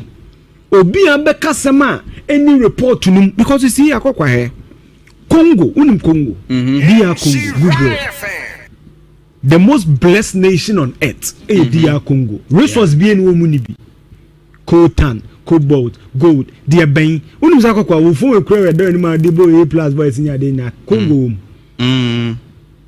They have minerals in almost every country in the world. Not almost, they have minerals in every country. What the geologists tell us, Congo. But they are one of the poorest countries in the world. Then the absence of peace. Right. The biomoko. And Obronika will say peace is the catalyst. Yeah. Oh, say brodo. Yeast no, the kind of brodo no emu peace wo ha. I say yeast no brodo. Ema development. That gone there by a flyover. At least in the northern region, the first flyover. ABB. Yeah. It's a significant water project. The independence call. At least for the first time, the nation went to Tamale. We saw how they sold their culture to us. Yeah. 2026 independence. Thank you, Koboko. Apa is Apa is captain. Apa is captain the Boga. And Koboga. Thank you, Koboko. No bia adoni bi ayeyi me nya fe na mi betie se we ye se emfa me ho peace ni hia King Solomon se watena so o tena so no na ani na ye interest na mi ti otumfo na so mo ba na wonyo na nam no pito enyo we no ni we pito we so sa na jere wa ha ni jirifia we say yin na nipa ba ku si akokwa there's diversity or there's strength in diversity uni ni ntia because you see akokwa meni ba bia ofri ba me chini no me ka bia densu ni bia ye so ba ka wuso bi asem mo sensa na ye kan nya akokwa kodu be say e connect ba bi na so ni anom be ka say nkan fo free the Nigeria say Israel say dem be so o ka story na e si ba bi e Michelle Obama wo ba Twitter o say o tracing ancestry to Cape Coast, right? So we are all of one certain ancestry. It is a oka kasafro. Uye nipa fofra enkyere se metan wo Ghana baako. Otumfo de nyame ma ne nyinche. De bi okan wa de bi a mekan ana emedu. O se yokoduru honhom. Sa yokoduru honhom na Nyankopon de ma na watime de akoduru se no. Nyame nhira no. Sure. No mana kukuduro na again o kan bibi yenyi politics in free niam bi se mu. Enti na me say cyber security authority an ehia mo. Unso mo post pono mutimi track wa ache wo no. Sankro for cyber for no. Obi obetwu bibi social media report no bia yemfra wo. Yeah. Baby ye du no media so yam blacklist. Obia make report na na edi pege otumfo kana na edi adwuma and not president ma mo say and net 24 hours we release statement at the atoso na enya adwuma. Yeah. Akwa na one day krom nye bibi monument ne for tourism koboko something monumental bi nye sika ma wom ahano na ese bokofo mo ala kasa. Yeah. Oh, the independence call on Kebia Farmers Day next year the call the important programs be lift it. No man say we are no ma be bit me about and now be teachers yes all the call ham so monko banks egu because of intokwasem debi. It's a development in man. It's a business sector. Yeah. Ese ye nyina ye make sure we be proceed be social media friend no. Abudu delete. Let's all be each other's check. And for what you said right now, no, the media too. Yes. Let's see it me control conversations. Because we are there, they would like to play politics with. Obi can be benya cat corner or pekra sakini free studio. Exactly. That one is accepted. Yes. Eja wo platform. Me we can some now be can be yeah politics na nyese obe people you work out. Otu for start okay was say this is a mediation not arbitration. Sure. Once arbitration here. Many akoko atwema nso a akoko awini region awini so that's arbitration. But mediation here is win or lose. So what 170 say you na ya make concessions. Ye tie ne say e ka de nka say pa na say you but asumdwe ntini yenye ni say enti na even in court. Yeah. Even in the court system, you ADR, alternative dispute resolution. You fan Kofi. What the Kofi ko we had the back court to be just had the end too. What's that? Yeah. So even in law, mediation are allowed. Yeah. Yeah. I quite as here. And to 240 you be sure no me say papa no oni chief imam de nya me mo kwada. Emayen. Na omunya ne kakanga kramanya. And you see that even brings a conversation kodo wa na de biam na ne kan say. Sa fried rice democracy na franchise democracy na yakoje. No say KFC a franchise. Me ka franchise na tie ne say KFC won a brand logo. Or the one akoko no oye no. E tu be say wutun bia e so no man right. Your friend a franchise. What you say? It is UK ni US from democracy on the buyer yes you akofa de ba no. In my thinking your traditional system the be papa bi wo ho ahode wu mu and then the cafe to kuma ase abi hu nkrofo krom otu fo ma mi so bi amfa krom akofa krom omu otu mi bi omu importance bi a me dwen say ye fashion away in this conversation about constitutional review no ye the omu kan democracy no ho ye system bi a ebeboa yen na ye mfa sa benefit no ye fe nsua de na again our plea to my people me no for pomasem and no say no be here you know chair no dey e man be say me worry me say me ni be kire ho as my hair form ha me ni be kire e fine pa we come home color ni be beautiful show mo share butter omo dawa we yo mo dey jollof nkutoyi nse nkutoyi kom tim dey jollof ya de check kokoma wa jollof dey anu de o ya de yi pa ma hen confirm beautiful nice one kaboko na nka na sie nyina match ye koko obi eko ye na ma na twi street ni anum pito ni bi ni yakof nya wowo na nka nyina ya e ka say mi recommendation ka ba kwa nka na na fense mu ma awo no ade o se nka ye sport bi nko ye nye butter trade bi sana se obende na nka ye nko wowo e mema no bi tibia 1 month ni de yakogu na nka no ne post mediation celebration so nkanya bad cry eno so very fine you good udu anu unse de bia am kaja say ya sa tribalism na ye de anu e bad da na impranche de ya tribal we shia gay na wa hwe na ne ho efe enti ema na no akoko e sis encrophobia so they are people they are entrepreneurs. To say I want entrepreneurs because you created maybe a entrepreneurs entokwa no mudidi hu yes nti obehwe se ntokwa beba ebehwe se ntokwa beba no adidi hu fat low so obeko no abegina chi o se bass na nka otum fo bema ya ono ane ema na ya arrangement nka no abe coordinator one bass no onim tamale kra no adruba ko de obeko okay se unze eme nko yira oni yanko straight unze akokwa okay utimi kwa kra so kohye obi an na testify so yeah e bass ade ne de ya to me different yo enti in summing it up yeah and that ends it 4 years it ends it you protect your democracy no yempe wo how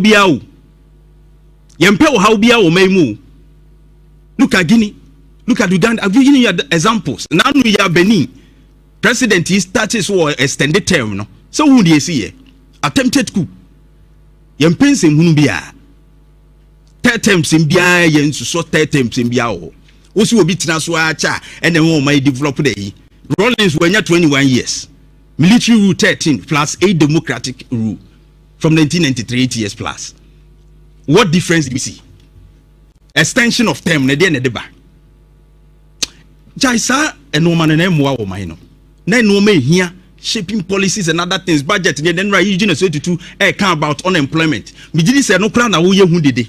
And as an MP, you are pushing this unfounded nsem. I mean, nipa be sorry no more yes idea. Look at Burundi, Zimbabwe and the others.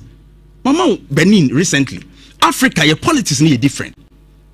And so yen transimo bia meso so science ngunu no so. Emma your constitution no ye metene no ma na nkofa asemu mre o mai dache. Wo na wo criticize Akufo-Addo. Na woni abrese Akufo-Addo ye unya ye pranka ne term manso nkietu no.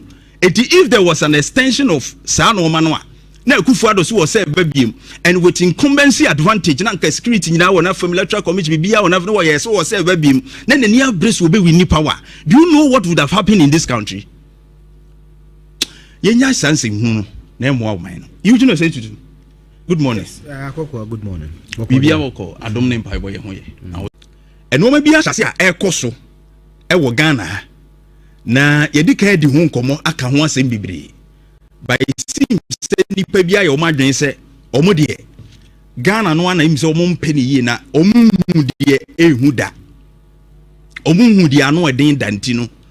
They will start say omo kan semu a ehu hia na mfamfa so bia mre Ghana na ebetumi ama Ghana ajego. Se wo hwa amanyosem mu adesua mu kakra. Political science for ni ade o mbekire theories ahodo a ebo ye kabi ma menka bi amamu hu ban ana ebo ho bra. Na wo hwa ye wodie nti a oman bia won hyehyeye a ode ato wo se so obi bedi o mampani ana odi tumi bia eduru mpempensuo bia etwa se onu etumi firi ho ema ofoforo ba ana se eduru mpempensuo bia etumi ka se oh ahade esi ana ye mane bra odidi tumi ekosi because tumi timi wiya nipa tumi timi manipa sabi nsusu ye pa wo mpo etimi sakira ema wo ye de ni so wo ye enu nti man bia hyehyeye mu no ye de hyem se be ya ebe bob kabima menka bi amamu ho ban oman a opese democracy kabima menka bi amamu ode ye adwuma no saa oman no hyehyeye mu no oyese ode be hyem se be ya obi ntumi ni tumi ntraso num pempensuo bi a ede o haw ebeba. Join me live on Facebook in Shah 104.5. It is a wohwe animdifuo mu adesua mu a liberal democratic theory no kabima menka bi amamu no so ebo ho bra bi no e kire se kabima menka bi ebetumi akoyi a age se ye nhyehyeye a enam mmra so ebema tumidie no yakura no se de ese ne fata eji wo se democracy be survive a eye bra executive power no ya limit no by law. Executive power in Ghana say no ye ka ho asem a by president tebia ye president a wotisu yi by executive power ya to abama no tumi okura na saade we no nti oman bia ye mmra se tumi a obi kura no ye de bebo ho bra se be ya ontumi entra so nti so ohwe liberal democratic theory na oka ho asem se ehu hia se ye nyamra se be ya ebe so tumi mu na akire bra ese tumi no eba na wieye na yetimi di ofoforo esimu etoa so se ankoba ne saa ema emra eyemre e destroy the rule of law ema elections ana abatu okura na ese ye no ye de ye kabima minka bi no eho tochema ema enko yie. And in fact se wo hwe bibi man mu kura no a ye de yes ye practice democracy be duru ba bia because of African politics said ye city enti no ya na akoye tan. So hwe Guinea say ya afakonde in 2020 yenhwe se eduru bra omo etwa se ne term limit no eba na wie no o se ma extend or ya referendum ni ade yenhwe ne yesi ye a whole lot even in 2021 ema coup ema na homne so in Guinea ekire wo se ya anhwe na se disua weni nimde ne yamfa enya adwuma ema oman no eto ape BBC a enye. Fast forward, Republican theory, anti-autocracy. Ma wahu se sa nimdie we so kire ye se so oman bi so ye kabima minka bi na ya mfa nhyehyeye ye anto ne ye ka se o de odi tumi otimi dia se de ope bia ebra ne bo bedro no ana time wo pe no wo kwa ne yɛte ne sɛ sɛ nipa ne tumi ni bedi ne mu a bedi ne tiri mu dem ɛma 125 Ghana yɛbɔ nnwom ne sei na sɛ ɛhyɛ ase a no wahu sɛ ɛbra so se yɛdwene wɔ man no ho na yɛtumi edi nkɔmmɔ a ɛbɛboa wɔ man no mpuntuo na menim sɛ wate sɛ ɔman agudi ahodoɔ a ɛwɔ mu no bi no yɛpɛ sɛ yɛhyɛ aseɛ na yɛtu ɛyɛ agudie bi a yɛfrɛ ne lithium no na lithium no ho nsɛnsɛm no a ɛkɔ soɔ no ɛde nkɔmmɔ pii no a ɛde aba yɛka saa lithium yi a ɔba adeɛ bɔbrɛ ɔde akyɛɛ no dɔɔso bebree na Ghana deɛ ɛyɛ deɛ no dɔɔso na yɛmpanimfoɔ enimdie a wɔn de yɛdi anim a ɛnhyɛ da nkɔ yie nti no ɔman na kyɛde bebree nyame de akyɛɛ no yɛnya so mfasoɔ enti yɛne kwasi broni ɛkɔ agyina bi anaa yɛkɔ esi agyinaeɛ a eduru baabi a bɛhu no enkosi pɔ kakra kora a yɛbɛnya firi mu no kɛtasehyɛ program kankan no ne yɛde asɛe ne nyinaa na yɛ lithium yi a wɔman yi ɛnɛ yi mpanimfoɔ yɛ nhyehyɛeɛ sɛ yɛbɛtumi adi ho dwuma na adi sika abrɛ wɔman no na afei nso aboa ama na wɔn atumi akɔ nkan wɔman yi sikasɛm tutuyɛ mu no nsɛm pii no a na efiri mu ɛba lithium yi yɛ adeɛ a batteries a ɛyɛ rechargeable batteries yɛ sɛ car battery ɛne deɛ deda yɛ phone mu ni ade nyinaa no lithium yi yɛde di ho dwuma enti yɛ adeɛ bi a sɛ woyɛ ɔman na wowɔ bi na wodi ho dwa ana wodi di dwuma a ɛboa ma ɔman no ɛnso timi gyina yie sɛ wotimi tutu no ɔma yie nko ade a ɛnyɛ adeɛ a ɛyɛ kwara kwa yɛde yɛ no ɔma bebree in fact enuro nyinaa ba pharmaceutical industries no a wɔn mu use lithium yi bi wɔ mu tie wɔn nuro bi te sɛ lithium carbonate ɛne nuro ahodoɔ bebree nso wɔ hɔ a lithium no so mfasoɔ dɔɔso bebree a ɔman no sɛ yɛde kwadwa ma nso na yɛde kodi ho dwa yɛbɛnya so mfasoɔ bebree nanso nkamea yɛ sɛ yɛ starting gold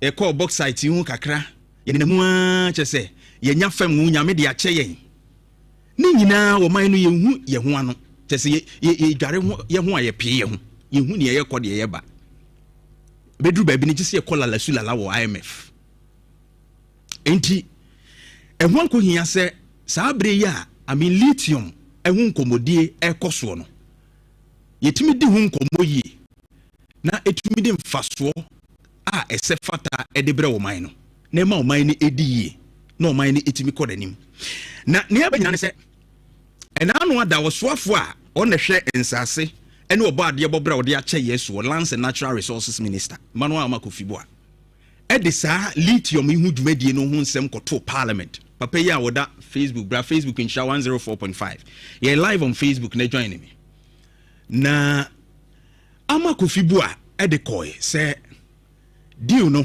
kɔmɔ nhwɛ na agreement no yɛntumi anyintum na deɛ na ɛwɔ so yɛ 5% na ɛho nkɔmmɔdie baayɛ sɛ 5% no ɛsua because already na ban dada no ɔkɔɔyɛ no koraa hyɛ aseɛ no na nka wɔpɛ 10% royalties aban no kyɛfa a wobɛnya wɔ mu no ɛne ade no na nka ɛsɛ tumi kɔ n'anim ɔhama bupɛn edu bade nti na minister yi ɛde kɔ ɔhama bupɛn enum na kyɛ sɛ ɛneɛ nka baako no koraa na nka ɛkɔ no ɛyɛ in fact me one of the people me believe say wɔn a egyina wɔn ayɛ na mu de contract ɛma ahodoɔ no bebree no mpempi wɔn no yɛ ni yie na abɛhwɛ no yɛtu yɛ fam agudie yɛtu ɔba adeɛ bɔbrɔ ɔde akyɛ yɛn yɛtu yɛ natural resources na yɛn a yɛtu ne ha ne yɛde ebenya mu yɛ kakra bi ba saa asɛm wei ba nam se no ma me nhwehwɛ mu kakra na yɛnhwɛ deɛ nti a wei no ɛkɔ ne saa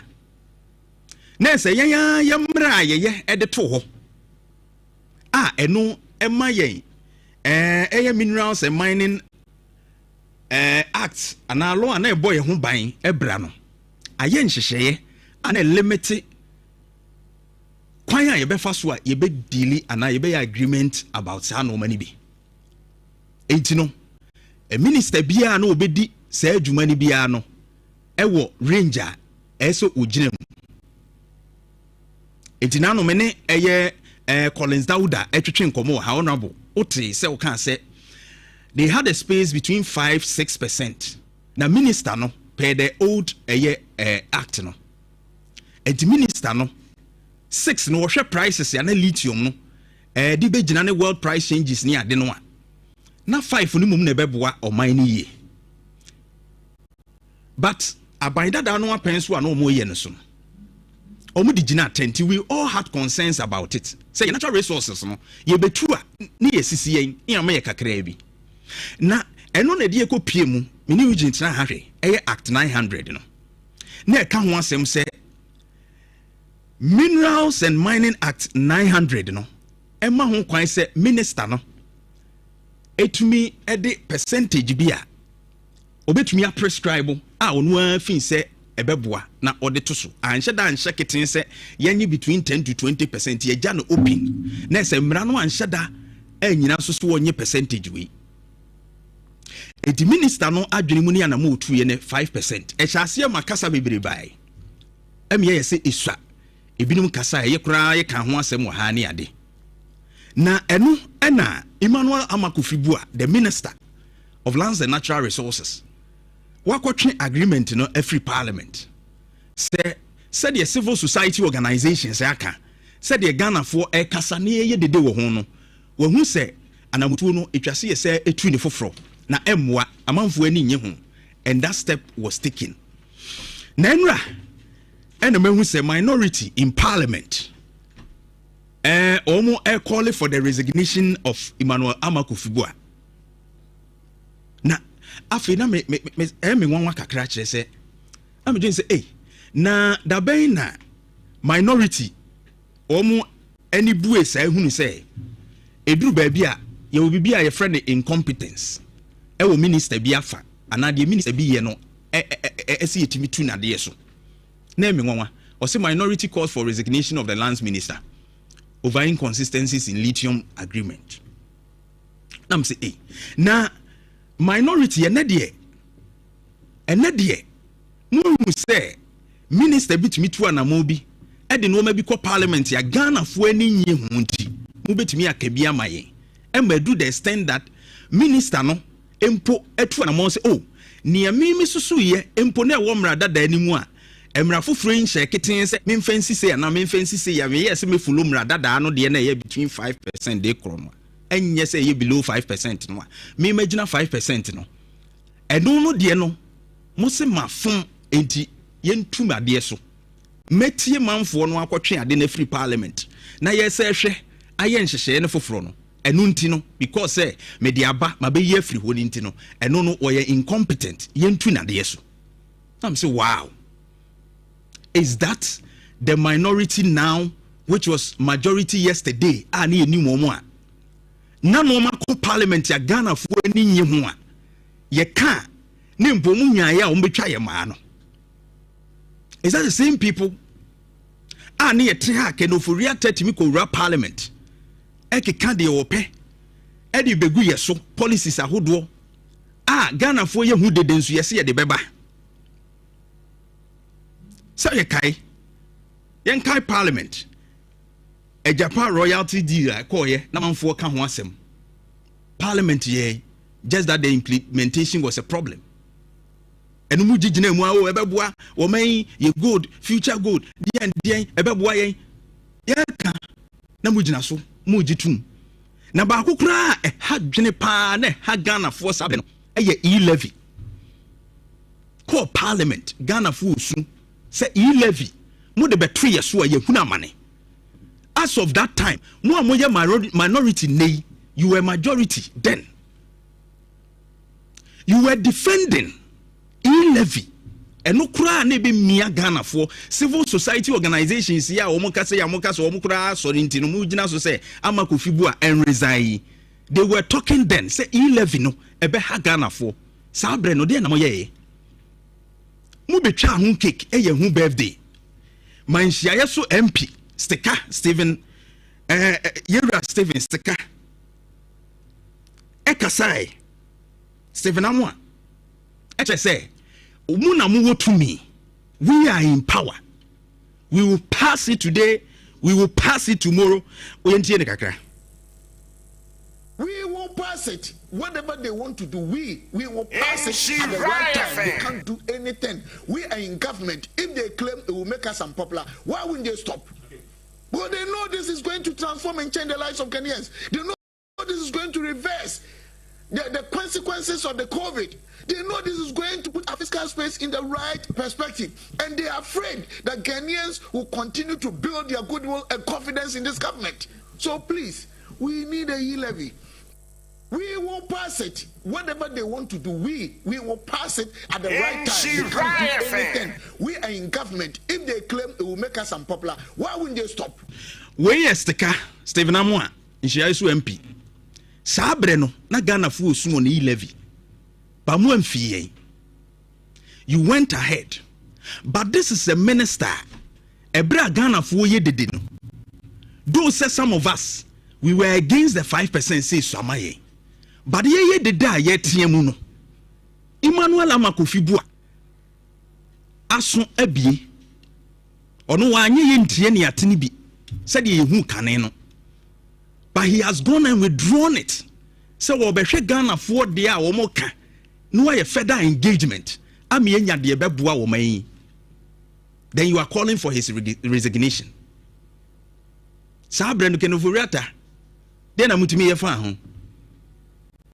Eduru baabi kura ho MPs eka ba mu sem pese kenofuriata. Yetu ni free ode ne siye. Ye mfimu ewo hwa na ado dan kwa kufu ado bra wo pe.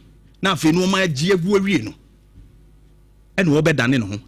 Wentie ye bra kura na ye tietie mu. Mo parliament mo pass ye. Mo pass that e-levy. Kelni GVG. Hifo na ankasa wo kurumu a. You didn't say to create me begina ye ho ayi. That time you didn't even mind. Na mu kura parliament. You did what you want. Just say one time no e ko wura parliament a Ghana fu su kura ye nyimpie biem. But this man Ghana fu su say 5 no mo aye de omo kɔ ne. He's withdrawn it. So why are you calling for his resignation? So nyatwom no. Nyatwom the hypocrisy on the part of more politicians. Now upon Kroma kan bibi, wasi bibi ekosu biya ya na ye for personal interest. Eye de mu benya, wasi politicians, don't trust them. Because we do things eno eye personal interest, enyo amanfo ne dim. Who call for the resignation? Your friend is saying, former Rose Minister Esiama, that time, the course. Oh, ye roto, amfa parliament impu. Ye ready budget we ya, amfa mra kwanso. Onu anse me ye frim, kwesi amwa kwata. Forgive me for the Esiama. Amwa kwata. Na onu a de ne pe. Roto metwem. Ni e wo mra ebo ho bra, amfa parliament. That time you didn't call him incompetent. Anka se minister na de na wo ye no kura amfa kwam to resign. The hypocrisy were more part of the politicians in Muno. And no know how man you. One thing I will tell Emmanuel Amakofi Dawson and say, yes, what ye, but make sure say stakeholder engagement now. Oh, you know, a bit me ama your percentage, you know, according him before you lay it back to Parliament for approval. You meet me account on Share 104.5. You didn't say to be able to. Yes, akoko bibi aboko. Ohoye. Mo se wa hiti. Na do mo hoye. Lithium de na na. Lithium se nya den. Ye mpamu Amakofi bu on resign na. So wa ye den na si. Emi wampo. De na. De na. So ma withdraw. Wa withdraw. Also okohwem biem. O ha won ese. Omo nkohwem no mo mfa bibi papa bi mra. No mo keke Canada mfa kwem. Eno anu. Nto mo nkohwem na bibi e won bia na. Gwa akokwa se ye di mo kafi udi wa beso about den. Yeah. Obreso aba. Ese lithium no. Anya kopon di ama na Ghana for bra ya bre na se ye di sa ye bre no so aba. True lithium go down wan na ko bo ase. Na nsenya ba election ba akwati aye ko bi. Udu akwati na awreho. To district ne de Denchembo. Mining na you, that don't wear diamonds. Yeah. Na kwati ako we bibi kire se diamond free waba. So oboase gold ya 200 ya kwataka kwe nti ese mankasimfo ne ewo yafo edi omo breso aba muna nanom ne tete nsase no edoso ema nyankopon wada roma lithium abepie ho yebeye bia yebe maximize ye gains from lithium na ye and akokwa de bia me kase ye man we mu ne ye de bia ye ntwenkyiri posterity say yanye lithium deal ni year Ghana posterity make it man fire posterity will never forgive us. Sure. Let's not make the same mistakes I hear with gold, diamond, any idea no. Yenye ni ye. Yeah. Yen shishim. Yen consort widely. Na percentage no do wana ko Ghana fo no ho. Timemu fo no. Yeah. Omo na so mo benefit. Increase adwuma. Sustainable jobs. No na me take the Japan one na two. Ogisu where they be. Right. Permanent jobs. Okwa nye you fin that baby. Adwuma beboa wo engineer wo yadwuma. Yeah. Otu ade no wo yadwuma permanent decent jobs. Yeah. Because how ukrum. Yeah. Mabuni kum. Nti anya na say anya de bia na mo behwe mo 10% 15% no. I was also thinking, say, once I natural resources we between lithium some for so baby. Yes. I mean batteries. Oh yes. Pharmaceutical products are any yes. So now that we're going to have EV any basis by any I think that I say yetimi invest a lot into manufacturing companies to me local batteries and those things so that resources natural resources na yetua to so anane bi wa hade when you read durable batteries ni normal when you read the MPP deal and ka ho initial the MPP the buy na ka ho say right the the company na be to Australian company na be to lithium no? Yeah, they will not export the raw lithium. Okay, they will process it in Ghana. So as part of the contract, na processing plant and that's a good submission from you. The product, you know. Yes, that's a good. Also, at least process here. Yeah. At least the baby do higher than don't want to be there. Sure. But at least the processing plant also create jobs. Yeah. Again, the Ghanaian industry will take key advantage of it. Also, say, for example, green energy, power, and any idea. Sanya man solar energy need no. Sure. We use PV panels on your kind of photovoltaic panels. Yeah. Panel no etwe ECG me say ECG awia no ene agina mo de na wa wia nim na power no ba bia de kogu no battery no mostly lithium batteries. Yeah. And Ghana for na produce sa PV panels so Ghana so benya a source be supply of so mo install solar no. Yes.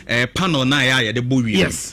Ahode na de ba ni nyina no battery bi wo edan ni mu ayo no dia hye ba bia ekogum se be ya no. Yes. Ni nyina ye lithium. In fact akokwan say wo radio set you wires we see we me charge batteries na wo na mostly and lithium batteries. Inte mostly mo import ba. Exactly. Ne bo so edent ye ne ha. Exactly. Inte beboa ye nhwemu ni ye nsan ni yiye. Yeah.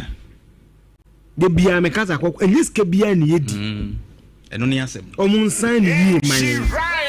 They should have a nationalistic approach to these contracts. Sure. Na Ghana for derive the most dividend from such contracts. Yenyam faso de wa say kutu say bam contract no mon ko sign. Yem pen na ye chire bia me PR Roma company no. Omon san yi. Na Ghana for benyam go munya ni nyina. Sure. Enyis ka bia ni yedi. Yen sign yi. Na Ghana for mum any way ya man kasim for central region for enya ne ye so because akokwa mining esay kru. Yeah. Obetu awie no na kru no. Okoda tono ne ade amana ade da ho ne ade ne yesa be recovery ni bibi but enti sesa ne na sase no mfa afidie nkae. Ne afidie kan de ya ye make sure say nkrofo no omo settlement de amawom.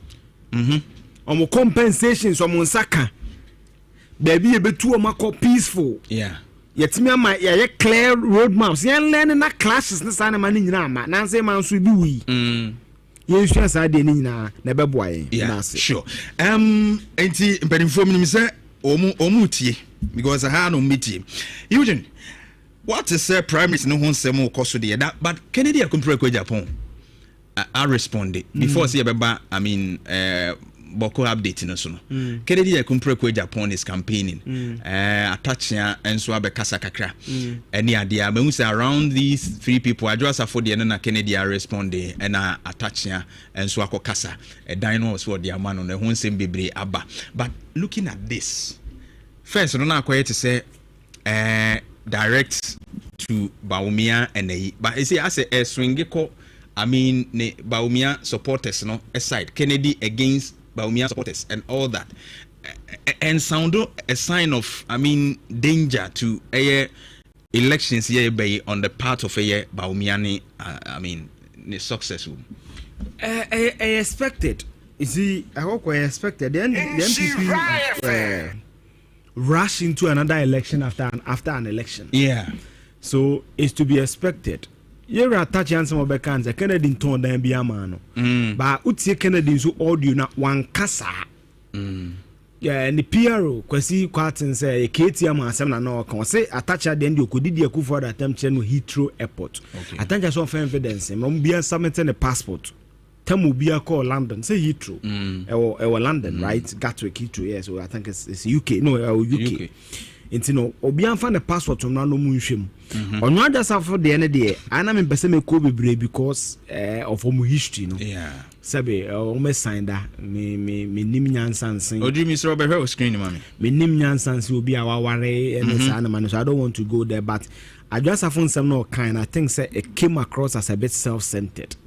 I say me carry a baby into any Muntumo Bio appointment. It doesn't make sense to me. It came across as very selfish. But on the larger scale of things, I think it's expected. It's expected because a keenly contested election. Sure. The MPP election, they were heavily bruised. Almost 1.7 million. Do you see them recovering? Some level of recovery. 2016, MPP was created. They won the election. You see, it's in a day we catch us as NDC, MPP be winning elections now, and you'll be winning election by 2028. And we catch us at the first thing, the performance of this government. It's been more than a year, okay? Say elections, almost primaries, you want to start saying. I mean, Kennedy and Baumia, we are to man, young Komukuyi, flag bearer. I mean, elections, and still, I say tension between. For me, and I make say for me. The first reason Ubeka's MPP and NDC will win the election, those is too early, is the economy and the performance of the current regime. Now, we're 2016, and I said in some question. So, moving for almost almost a million. Yeah. Right? Yeah. Say Ghana for before by no was on now. You need choice. It's a hegemony, a two-party state. Yeah. But the bigger scale is that because of how keenly contested because of how our 2028 is be keenly contested, you know. See MPP unity, it will better their chances. Wait me train mamia. Who's a 2028, you know? A be a cliff angle of an election, a be close. As a you be winning height and height and it's be lose most of the seats or we win, you know. Mark it today. A be closely contested. But say NDP be winning. A day bet me ama omanya nyina swap kese pa internally. Okay. And at the way man run election, you know, it will take a lot. So I'm be a reconciliation. So I'm between now unimne another politicians who refuse and some no more canon. Yeah. Refuse opposition parties not to record. No record. That's Kennedy Kowini says yeah. Most Kennedy bet me a bubi cabinet in the newspaper which also Kennedy and sa woni minister bi ania attach na ka kire yeah tamo se ba me anso on twataw on decisive oya boy ya soma no na certain no you see the MPP komu nyina no you know crofo so musia de akasi free info is the NDC and so mo so encha mo be kobi from 2027 December ebetiasim obi aba start ma tese yesi wodum to ni bi hyehyɛ nwom ena enwom na hyehyɛ no de ntontom ena edi kan enra na metie they need to watch it enra na metie yera fifi kwete yeah e wo city o kan sam bi and I'm a bonabaso. When Yansafo, yeah, or say, Obi Obaba Mahama Bia and a record now the campaign. So almost starting to destabilize the party now. So destabilization are represent Yamagana for Montomo. So they must learn the lessons. Yeah. As for them people there, they need Fabina Americans or more Cassasins who are Bow. Who's a near my shaman for so. Yeah. 8 years. No. She will be a Timmy Kassai and ye be and say so. We're moving on that you medi. Mufibi Mubenya. Omo kabi Mubenya, Mo contract be Mubenya. Mobile money be send the man and the dintin. No won't mean can I say. Sure. And half no drains on bet me a Siamaka. Yeah. And me many a crime soon as I was the flip side, my cousin come on Munkasa. Near my shaman for bo. Who's a Canada Casso say, oh dear,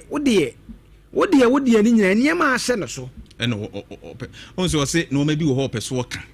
But on one, and they cannot because you see, I didn't so show be mucha or ya dear be or the amphibian on sudden yini yamon yabiano. Sure. I can't say. It's media omon cassa. So I just have back and say, you won't to unpack Kennedy, say, Kennedy, we know money position. Because on any woman, Nana for Becca, your Pebamia, dear, the political career is assured. I am number count on Eka. Yeah. What I say, Tomo Cassa, we are also able to do deductive reasoning from it. Often some no more Canada to Senenia Academy and Twabanibi. Delegate in a better 2028 about them people for better. Yeah. Then people are children say. Alternatively, no Bemunzo so no to the Nina Ghana for this at the Ghana for Yankwasi. Yeah. They are discerning. Right, I see. And they can be able to cast be a discerner. What the near mamma, what me analysis things to say. It's not the Biamacasa, and your unity, and to come back to the economy. Because 2028, no economy, and yet 2024, no, and then yet it's a Bahama by 8 years and say, yeah. Ghana for bed in 2020. And I make analysis that any post in the bikinis and a mechano. The real Obano Bell run on watch on my election. I want to Ghana for the catcher say, Ubikini, no name, a corner, and Yamakono. Is the economy. Yeah. I to force in the end, the Bear Munan saying, Musadan Quaresa Janokai. They didn't have around the time you really budget. Definitely. Exactly. So that tells you that that's another indicator factor. I will say about to be peripheral secondary. The primary reason, is the economy. Yeah. But the message me was me okay. Me here t-shirt. Me here chin. Me here matches. Exactly. Me here chance. Me here bonso. Me here kraba. Me here buta. Some twaba mo. Sagana nini wajuma economy ne dia ju na yeka sama man kwa big push no the motor music na eko enya economy the revenue ne ba better ne be da ba private sector ye dwuma tibi tua na tax you don't say to do wajuma won lusu na dwuma tibi tua na tax that is how government gets revenue. Sure. I go tax here because private sector no found no to senate contribution is a revenue for government me boa na me boa enti me ni nyina na no ko be push nim o manifesto ni di so say ya they are all a function of the economy. Is the fulcrum ya ka fulcrum a engine no car engine ya dwuma esi so sure. So the engine of the car is the fulcrum. How quite that you own key phone so is the fulcrum when you what mean cost settings what mean co camera tinyina so no and on bibia revolve around the economy. To one yes kasem no to any year. Can you report and release an MPP for Zanya no kreno. Also South Africa, the reason a country never done is the economy is here. Botswana is here, Ghana is here. Sure. Every single thing come back to the economy. Into 2028 no ba me abeba. 2016 am some economic risk it. The buy say ni na Ghana for carry. Na ma man so ba me so me buy na am say economy na ka dompe. Escalator. Mesuma be ni say na Ghana for they will decide. And no they doesn't lie in my mouth. We can only analyze the polls. Yeah. But it doesn't lie in my mouth. Final decision in me. And I don't think say I hold that prominence to the extent I met to say. I don't even have the right to tell you where to vote and where not to vote. All that I can do is to give you the analysis. Sure. But going forward, talking about the economy, next year 2026, we know that are buying obligations, especially with your loans near the idea. It just you na commitment be bring so beba. looking forward to that and also no IMF ama indication say your next tranche no eba that's 385 million US dollars and also be buying check I think say be first quarter of next year na che say omo ama na betum they say the approval no aba omo release the board na approve enti say ohwe we a undwen say bia ebema NDC will have a strong hold of the economy 2026 and I cannot soon 2026 IMF 16 times since May 1966 every time you call IMF no you say economy ni ye you see I'm a catcher say omo ba economy no makoye no and the commerce no come rofu ni gidi ba em fa nkakra sure akokwa they say you call IMF 17 times the first time I call you May 1966 in our history only 2 presidents na IMF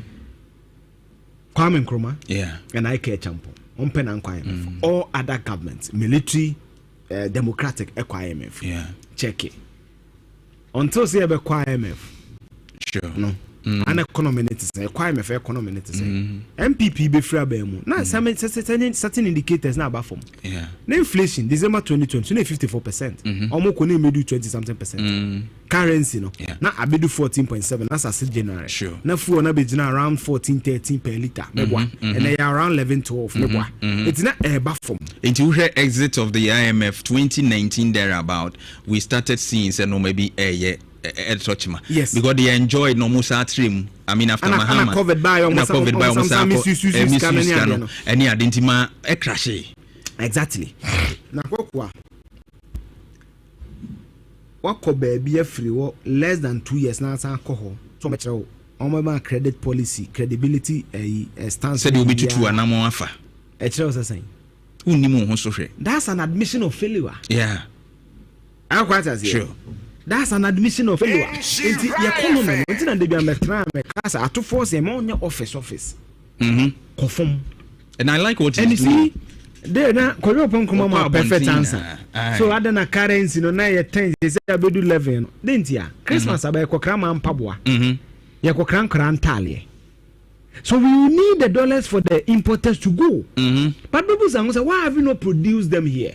It's the economy na ekano. Enye bibi gidi enye ni social studies na. You don't need a PhD in economics. Sure. Country bia on produce ni odi. Ni woshe, ni wode ya ne ho no. Ni sikasemu nyina yi. You need to produce what you eat to a large extent. Tie me ye me nka se produce ni nyina. To a large extent ni ye hye. Ese produce. Ni ye de ye ho. Local goods.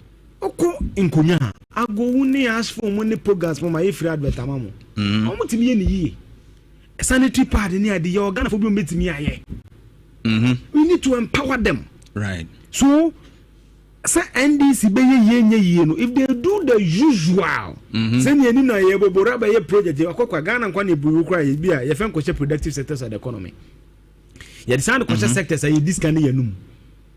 So the money cannot be plowed back into the economy. Odi getting ready. What I say? That's our issue. So those systemic issues in here see fix it. Right. And again, another systemic issue I see fixing is we need to look at certain sectors. You know, say and the best is on my. Or maybe I want a strategic advancement. Oko Korea. I'm with the technology innovation. Yeah. Baby. Omu ye phones, omu ye cars, omu yes. Ghana there. It's a Greek. Yeah. Tini kase what agrarian economy. Osha the value chain of agriculture. It has the potential to employ a lot of people. Yeah. And say be one strategically. It's not maybe there be question 24-hour, 24-hour farms in the Bibi.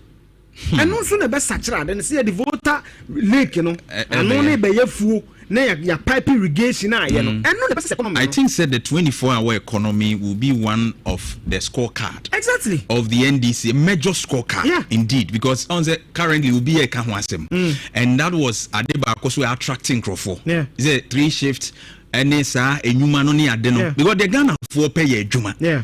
A juma hunsem. Yeah. Any idea? Ore mabuni ye goofy and anona ye ken. Yeah. Tamale hokra Crawford ye chiom tax force ye chiom. Look at their ages. Yeah. And look at the youth. Oh, and no more room. So some of these. Desktop research from 29 February. The question is going to be yeah. Youth from 18, 22, 20, 21, 24, 26. It's, you know, Aqua, a Yaduma, and a Juanu Kritia, a Greek. Yeah. The foremost thing. Sure. Industrialization. Industries and you China for an unfor is a cofan more China. Now industries on the China. Baby get to be no Oko China, one province produces the world buttons. Buttons about my tire, one produces 60%. Out of every 6 buttons, we as a 6 is coming from one province in China. Oko Bangladesh, near Azerbaijan, Oma for fabrics. And my fabrics on the pimp tally on my Ghana yet the day. Gold in a previous me moyen. Yeah. Because 100 years and say economy no. It's not the gadgets back economy. Raw materials, export here, small market. So come on tomatoes. And that's why I like what Sami Jemfi has introduced. I be refining gold for jewelry. I mean, these things can sell. Yeah. Any come now, toko ye crebi corny and okay. Now say me video be on chocolate. Yeah. Fact in the best in share from studio how. Kakre bi na wo produce but ye to.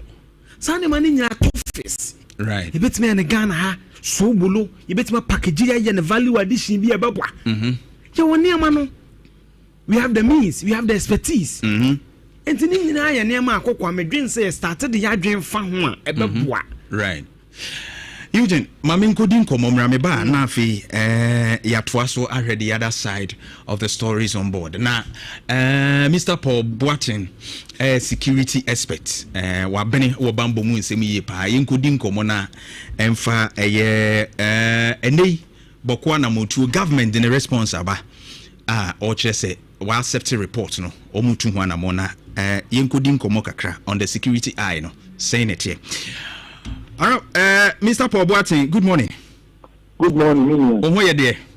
About the other Roma or the account. Yeda okropon asepa.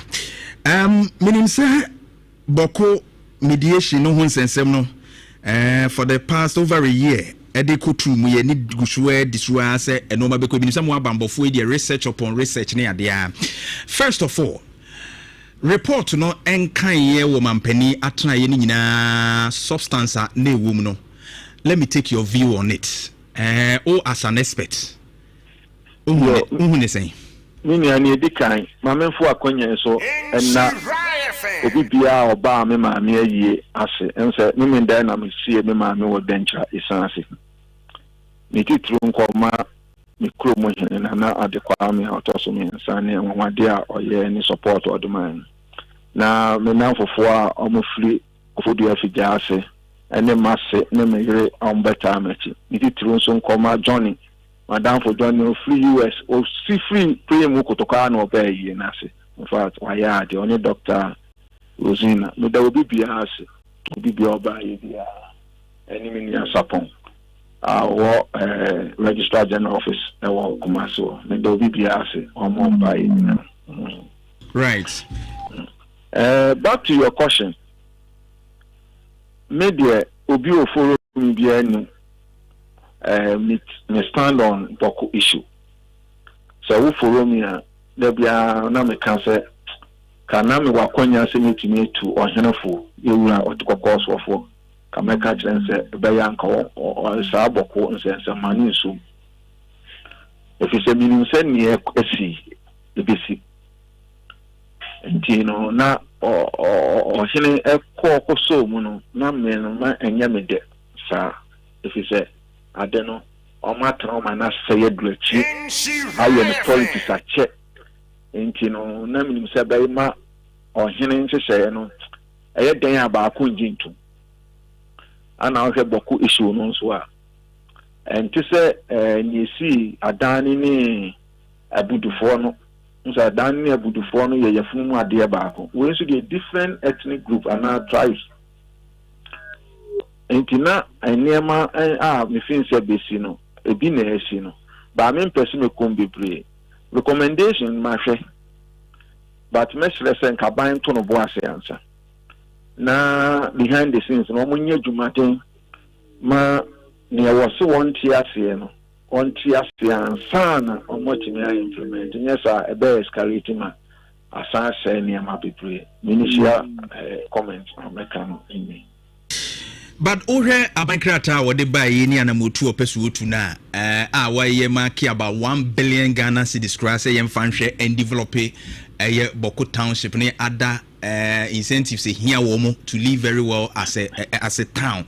Any security measures or dear go akwemu say one beres won't be to Myanmar near any say Sebio Otna baby any so Otna no Ombemana ko baby a sefatano ni nyina no aban ensan twinsan. I need to American sunset. Sasumje and Maya, and Yadia San na Benjamin. And I'm also my cancer a hormone Ntoquano. Never mason via Banisa Fenimi in 1 bedroom once. Naba Kobe compromises okay. Your mamma young German transit and near. Yes, sir. Who mean you have no casse? Yama contract a Koboko. Yama 5 million so could sit down in a quarter Obeko. So Obeko out the movie ante. Minya bambo diameko. And I bambo no so sent to Kwani Susi. And you know, sit down Nigeria bambo no your better say the Ghana slap for near if you answer or Mujina was so no more by which is not possible.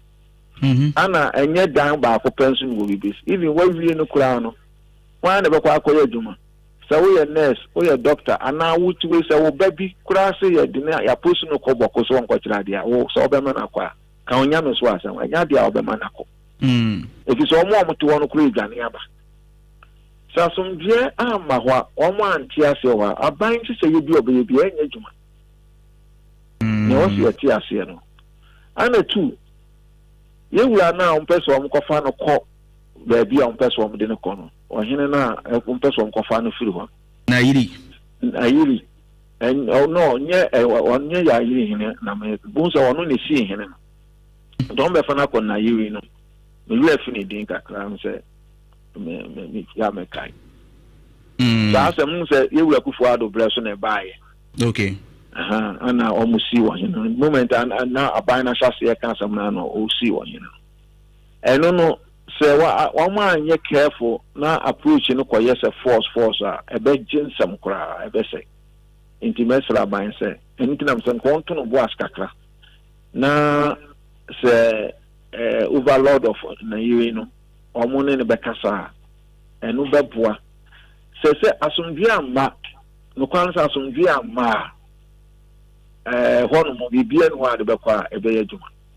And yeah, there be a mouth for crying by the song because we be a one tradition and I say, and the near man of things or yeah, at the near more of by. We are day and one obey. And there was a first sign in the Livina. And yen sign if things that yeah, quack when you say or blah, but one rejected.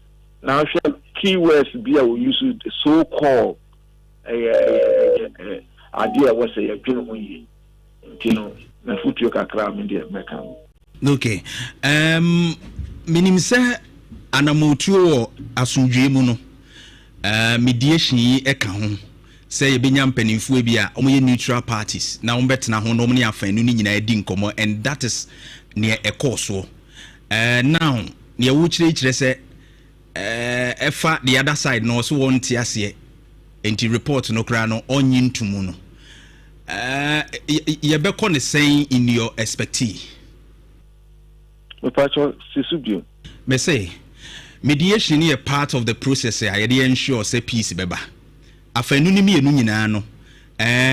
Oteko ko so mediate.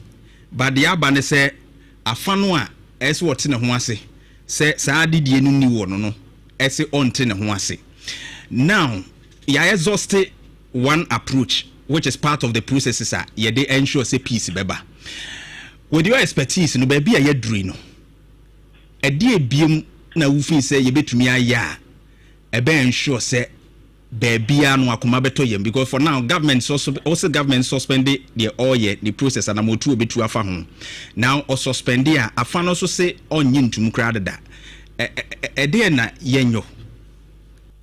Say ye ka say umediate a na ba ko anje antum dia na say nye mediation. Enti na wasi make sure say Sans say no akoye mafenu no ati ase ansa na further steps bia wetumi atiki wetumi a reconcile all enu tinu na me yes aban no enhwe say obey behind the scene job answer me oka say me open me expertise on this particular issue I mean traffic is on ka if you say mo amunim maka ho asem abre enye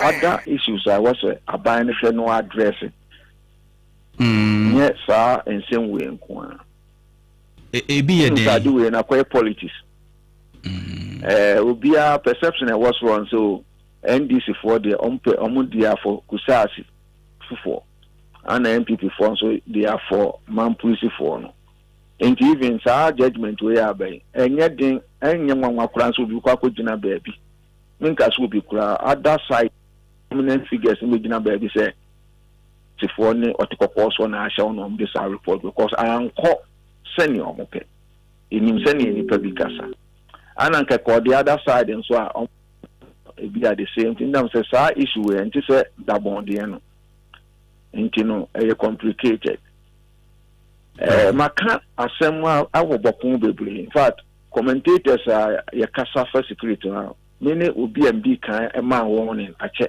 come social media Facebook da mi na me kan ho maka won sem bebre maka ne betini aha maka ne ma bebre ba say o ka so odima agenchira no kwere ne be den se maka no public bi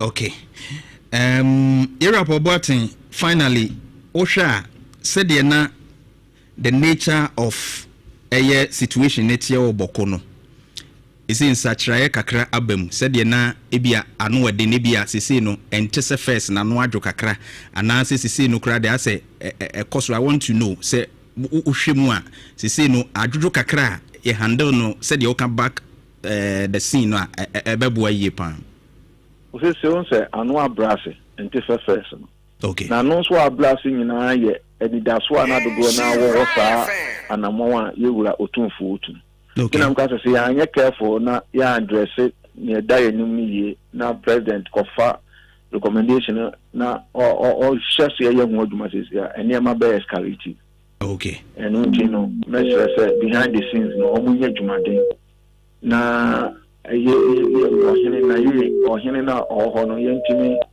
ene nkasa na baabi ofin say ankoyi no omunhwe no omuntrentren no na ontiase ono tiase a ne mrantie omudi na chini nyina ba tiase amaso bia go se afani no antiase eno de ebekọ se ya ebe bola suja odi asrafo kwa kugo ombe yedi ano ye kakra ombesan aye sene da bia ye hunu na but agree we ni ebra ewasi yitini tiase na ye solve issue no na yeni anu motena omu se omu ye nia na motena ho masom bia bagana okay Europe Boating medals ya no pay no so medamas Paul Boating security expert na ono na yani na di nkomo no wabene wabambo mu yie pa na ote na dwenkyerɛ ɛwɔ ho no nti wɔse aban enteki the approach slowly na afi enoma intimi nko yie quickly mamene honorable David Theophilus Dominic Vudi eni nkomo na majority MP Trifo Atimokwa and member of Lands and Natural Resource Committee yendi lithium ho nkomo. Honorable, good morning. Good morning. Apom ye de Adom ye ho ye pa. We de lithium deal no. Sesi a ye kasai. Edrum pompon so ben. Ma inshallah na ya bra iti again. In she right no so dia wuni no. Mena ye ensanka akawa na ha. It is a gold, diamond, and the Africa home. Yanshini year, dear. Yenya could be brave, now see Yenya home for so. One year, and Nubia be better swap to you. In she right, Charlie, young, I did. Until your bar, you know. Yeah, I can say, yam prepare your home. Now, you got to see a baby year. And then still at that parliament, yeah, they acquire now about that and about and yes, see anything and see a tree abona every year. Now, Yenny on my move a teacher only 1 year. We are going to be a little on the one central region. Yenny him to corner a casta or my much not for. And no more come on. Now you're dealing in a car green dynamo. Said the better and she shared the big a bench is there, one of whom I began to never bother a man. And then I think that's what I cry. I know what I say, ministry more. I want personal club. Your name is supporting come on. By 3 weeks, exactly 3 weeks ago, I am fulfilling, the share committee, yeah, Papa, Collins Dowd, Honorable Collins Dowd, and Madano. And the share, and we are doing community our ministry, and then ministry now and then select committee, and then I could be a year. Yeah, power 1 year, I could say, and the 1 year to for doing common. There would be a Hano against now you can hear agreement that the meeting of my and Miranda to say, yeah, I've never done a phone, our little man, and into your good soil, little man away to me. Yamia, yeah, the Bible teacher, His Excellency John Dramani, my dinner. By the papa, I don't bother that. Right. And they 5% no more the buy a parliament no. Parliament we who some work year free what but the minority call say Honorable Emmanuel Ama Kofi Bua enka onfa na Jantuah because we show gross incompetent ewo agreement no why say we inconsistent wo de KuroYiMuNti ontimi enye adwuma no said the SNF fata. How do you take this as my side no? Okay. Meanwhile, Mr. Ghana ya de mrana ya adwuma. Mrana da hono at say or mine at say teenage royalty a free 5%. Now you percent me the work at say me so me get too much there 5% is shot. And it has be a queen. And it is for one of the 10% and a buy. Which is that 10% and also is shot. And indeed, you bear day near queen. Near me said, Yenny at the other dinner. Anyone here who take a bishop. Yenna by Yana, who hear Obia over Tono. Sadia, Yankrin Council, Nian Council, and far a day by bringing him. Sabi, America Tuno, Yade Plane, Lithium Way, the two for your papa boo, Yatin at the show. Yadia Airport, dear, for Peperano. Yeah, Yamana Quahi. You was your room. Shed your good. Papa, I think I 190 and then you're good at your war, man. Now to shed your mind, your bobber chair. So, calling this the man, Abdul Memoir. Yeah, written. 1 pound tell you I was doing an good one, do not say. Womanya ya good baby edi akoso wana se na yedi edi ano edi free me ya na me kafe so ebrenso ya Ghana for gold na yes say near mine no I see you say aboba bi of form wa ye tuku from Jacob Latini at abo no abayam ni ye gold na free tibren so ya Ghana ye ni abetinya ya dia na ana a bit to let you me I lecture me ye dia popepre any politics when why you say when waka 5%, when waka 20%, yeah, the politics be system. Then for better man, so back of review na.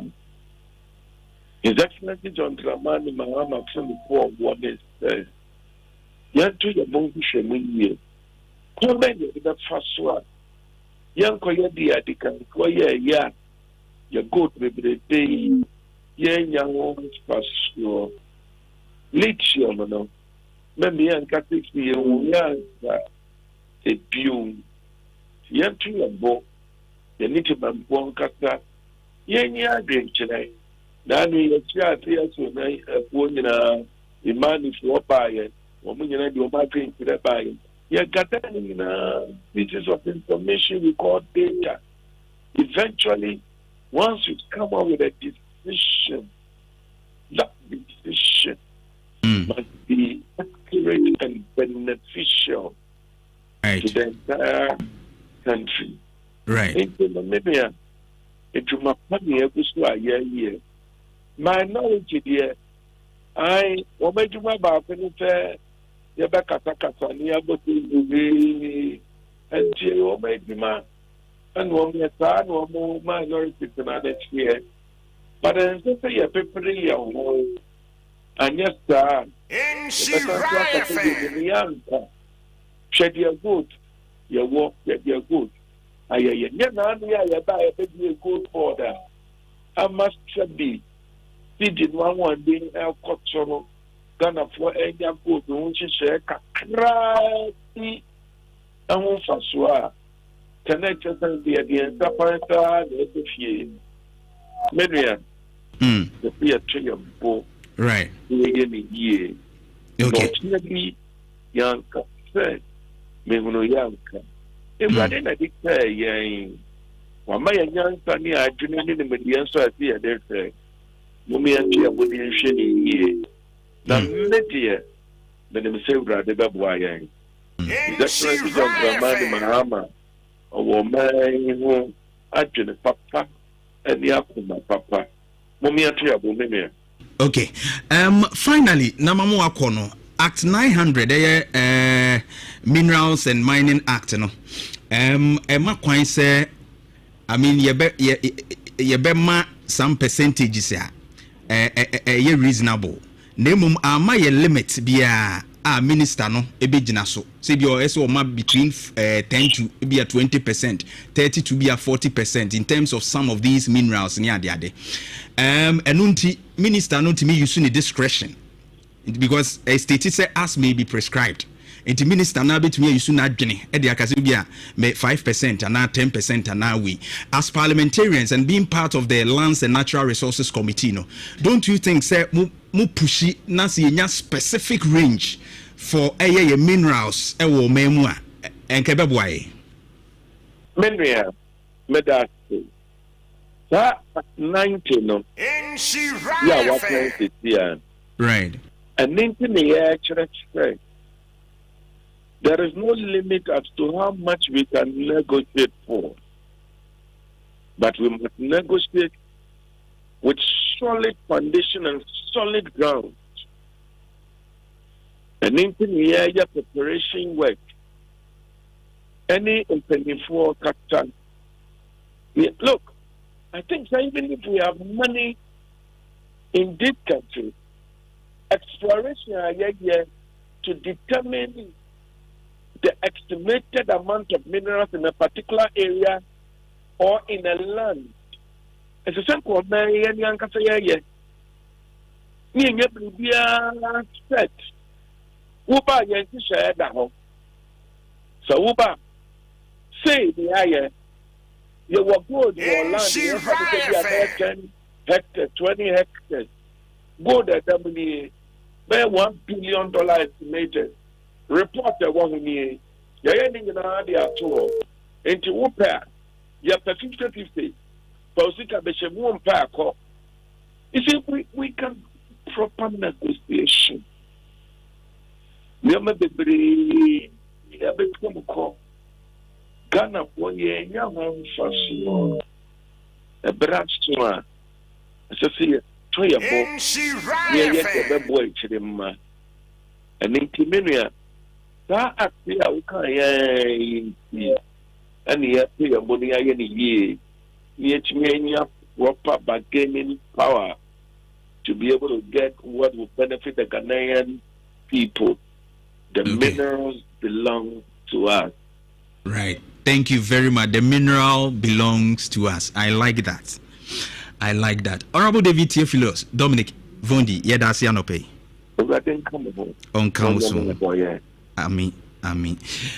Right, Honorable David Theophilos Dominic Vondi, a majority MP, Chifu Atimokwa, and a member of the Lands and Natural Resources Committee, and then the question komo about the lithium deal. Na ehunsim nyina no what to say the esi echo.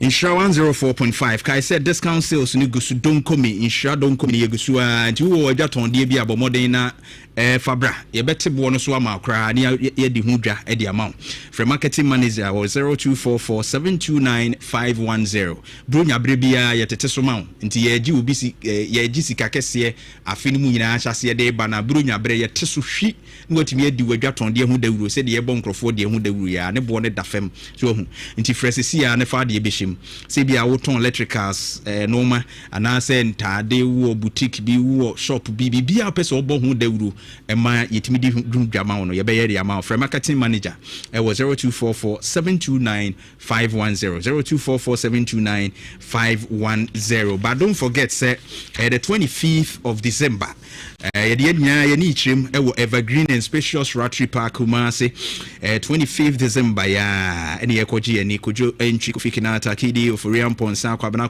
munyina ye baby amadwumade no ayefe pa edru baby a release stress kakra di abusuane ko kakra no ma jimani kakra na at least dopamine kakra bi asane kakra na niji aba so hu true baby a hu kwamo e ma niji no ma bi release kakra adwendwen ne Dawson ti regular na 200 VIP 400 Ghana cedis obetimi adale *714*399# *714*399# na wato ticket no kwanso nkoso kra na be 0244602800 ticket na busu opoku trading supermarket edum afi Total Angloga Junction Jivendi Restaurant Kumasi City Mall Rotary Park den nyame obenya bi ato ABC Mato Patase front desk in Love and Insure FM top high obetimi nya bi ato Jivendi Restaurant OSG Mall Subi wo Western Pharmacy Bantama JP Filling Station Buedi Junction Guel Filling Station wa hojo roundabout Opoku Trading Supermarket KNUST branch honsu betumi enya bi ato ama bibia atumi akoye pa amenya na afi yenhwe eni enkomo kakra na onsu adwenkyere quickly na yemfa na bibia ntumi enkoso wia ye di nkomo weche 0322083581 83582 83583 0322083581 83582 83583 na friend na ye ni nkomo friend chia bia ni muntentem so because I'm just giving you about 10 minutes now be ade akekane de top tier study abroad consult Mr. Amakum Bank of Africa nche hono a fuanichim 0260411847 na odwani ache momu de utu kwan akwa no ni UK USA Canada France Germany Malta Australia South Korea ni nyina wasanso de ofire SAT classes ni munafu watron so hwene twade edi tu kwan akwa no no bibia be fine pa top tier study abroad consult ehwa na ese oko hello okay mama mpeke first caller hello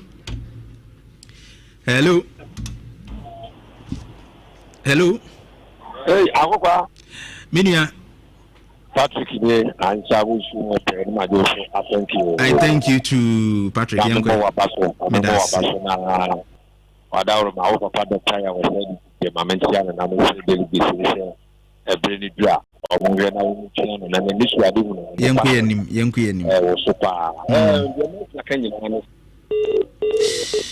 Unfortunate. Mr. Roya Brainy Swantin Chiano, one Riana.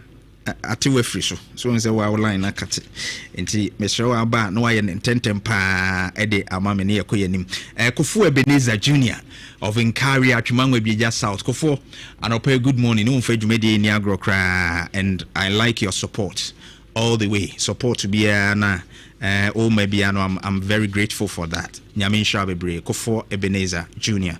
Hello, good morning. Good morning. Lidiane kwa biasali for dansi ola biasi. Right. Papa moni ejuma. Medasi mini. Na mini pa ni wa fa yin sesi ai. Ojina home kakra. Ona wakama mi ho ato mi na mi ka te wa Africa kwa busi. Oh, hey, yeah. Ayo ye de nyame asia tia de se kwa biasali fu se mi tia no ai. Meka. Na nyame ka ne se minia be frele na nanu ma omo northern part. Say yes, movie, near Petty Quabecano. Omen to my let us mra bokuni in Potem, why nothing a beya, Pabna. I don't know what I can be considered Nankaja in Watome. The best row of Omoma to be now, my wife. Medas, Salifu, thank you very much. Hello. Hello. Minia. The more child of you. Uni akọ crossman ni mkasa free Martin Jazo. Right as my DNT we. La family mo abaso pa ni akasi akupon shira. Medas. Obi akọ ga to bi asma mekiano. Ojo so. Akwa. Minia. Ye ma mi aju asafo atoko ka kire ekopa ewura kenezo ni Japan wa. Ekese ewura Kennedy obi a ode no kura ni pepe yi adwuma. Na o ma ne be na koma so a. On for man in Chinese. No my family friends. Le omo beji o man sika le mo do man sika be ya adwuma ti manfo nya benya so paso etu eni mi da e se Ghana fo hia e so man nya kana ti na ke do man chane sa na ko li do man so de be do man do ko nanim na Ghana fo nya benya so paso ti na metre say ya to ba e ba Kennedy eni en to ba no for man da ta ko ba ba Benzo Medas Minia. Hello awokwa Minia. Thank you with bodunya. Right down kwe nchewe. Awogwa ma bi mo bi afisi apa. O de bro nya aba. Na mema fan. Dr. Beckham for next year kemo na wa no pa ya mo chama.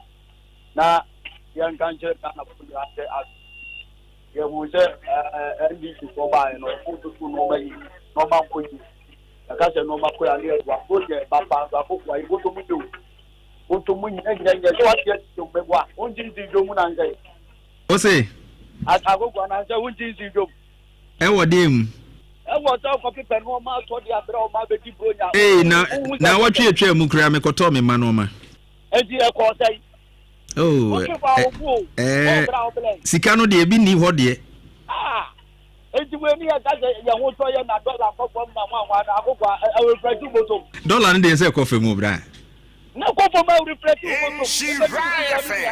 moto yi o mo ko fa no ma ba dollar ko fo su ya yi ba no ye bo Facebook e ko si se pa just 70 million an kra de akoko be be ya so no ma ye ma e de na 50 million me say post day papa no 70 million this is 8 million okay first grade no 70 million and then you know akoko akoko jira nwa ye yi nika ba ko de ma ba 7 years nika yeah, the man 1.2, 1.2. It's a good one. Dollar never from Namusi and from Mom for no map and no man for Nago. But wouldn't say a daddy for no be wedding. Mamma will take it typical example, Enra, I will take junction. Not make compare my buyer no baggy. Yeah. Na me call baby, mammy no one. Or no bag no more you know. Mammy be our no de kind and share meno. Oh, bra, beto ana me calling chain. Bra, the last price. And what they mammy. Was the last cry or they mammy a 160 on to subim. 1.6. Bag a kit webby. And I'm so okay, Matima me dasi. Now me yes, I me oh bra, oh me nam sit to swear was a mint to so. Obi or Ben with the same bag, any different type, because no one and me pay. And I me call the other woman or Ben or pa. Me call ho. Otimi de ma me nese sa no mo fa into wonte so ba wait me de ma me 1.4 awogwa enti enya hisem but adwadifo no yenyira yenim yete ha yenim se bi ka ho pa e bi e ko fa no ma no e bi wo kura wotimi ko ho hu They say who cause them? Now some of us cause some. Well, what you so now? What you say no man? You cause them. You call some and the and your crop for the job for paper and your papa or Mumba now Manua. Oh, how can it? And no man go you. No man go you. Medasi P. Hello. Hello, Agoba. Minia. I do am Cafe was a all right, into Minia. In fact, I was actually Iceland or was a situation. Agoba. Bra. Any announcement for an America Kakra. Okay. I'm going to know. You this year on the bar. I don't just almost say ho. Yes, you will be a bad alcohol. And I cook one, yes, I wouldn't say, assassinate or being Tiana's message. You only know him. 2 months, I said, and yes, my preco. This is a model for Guana. That did. I remember. I'm one to nothing. No more to see. You must have the no. I go going to say, on an animal, a bush, you names on an animal. Yeah. It's almost in the city, and or the mayor better now. Young team far, Takasi, from therefore, my dear mom, near right. Medasi P, thank you very much. Access Bank, more than banking. Bomodine no mo eni jumane bibianko ye cowbell, premium cowbell vita rich. Inyani nro mbeboa wiye pa FD ajia tumti cowbell no enwa 360 gram 400 gram ni nyina anso efo. Bomodine tobi na milk redie MWF ye nyina. Ipsop Mining and Engineering Training School, Welding, Fabrication, Occupational Health and Safety, dump truck, forklift, wheel loader, roller, backhoe, grader, bulldozer, tree, excavator ni nyina umbetro. Ye we ama machine certificate testimonial, NVTI certificate, driving license, e-mencom certificate ni nyina umde ma 3 months theory and practical no match we. Oboase zongo high science dynechi pe 0539732766 Star Assurance. Ema 40 reasons to smile. Bomodena ye chache die bebre udu hu remu grand price no crowd ye de ko Dubai December. So ne omundi juma customer.starassurance.com from 0302 751 333 0302 751 333 Star Assurance, your solid partner. Hello. Awa. Mini abeni. Mache. Mejusu. Mo finsi afanso. Afin kometri yin. Ye blata entafuni na bla. Me do drag le janse. Pia. Akwa. Baby afaka to ama obi ana na kudo jatwa. The doctor. In Sri Lanka na no pay. The chiano pa. The machine so. The chiano. Ojusu. Akwa. Sema koso Ghana ne silimun tokwa bebrebe hwa ne hefu ya yetu afutu ya enti omo particular no motna se genesis o mabrabom esisi ne emamu a omo no mutu ye ma omo ebi wiase duru bie pede wiase akona nimu na mo de moto hona afase hu nsem na kita na mukunkumo ho enti mukwe ya motisinti abana project akese ekoso ena school for ko school papa bi no bie di ni juma fene fata enti kanye aya flemo etumufo a yedi nam ha no mi da ka men ko a senya afempa ne nka nke be ka shi nya wo mu ai no mu kuno no o mu do yi so mo ntena wa mo bia so ne ma ha what you say adebi wa na adwene wa wonti ase medase adwuma bi abeda events and promotions executive abeda ho utimi unim proper planning utimi develop adwuma die yie ema etumi baso kama events ahodo ne ade nyina utimi di ho dwuma breba branding na we good so di nyina no inshallah abefam yehia enti obetumi de letter ene cover letter CVs no de aba ni yare and also obetumi email akọ ama.benewa@lovefmonline.com ama.benewa@lovefmonline.com na o email kwa bibia betumi ay fine so deadline here 12 January enti bomode na fa ho shema adwuma de ebodin se ya no mo ani abre right me yanko Jackson enkodi nkomo kakra na school de onse de bia meka ehia bra bibia boko Yes, we are doing baby aboko. You be suyande ensu. I will see suyande. Bodin ni nyina mama ye den. Jackson University College. Wonderful. I love it. Yeah. Na you be suyande ye adwuma yi. Na nse kra na me se me be ye inquiry bi ama madam fu bi. Kona no frame me. Yeah. Ebre no ntimi mam ti wie ya anu akai me ni nkomo. See and ono so kra ono okra ne doctorate ba opeso ye program bi.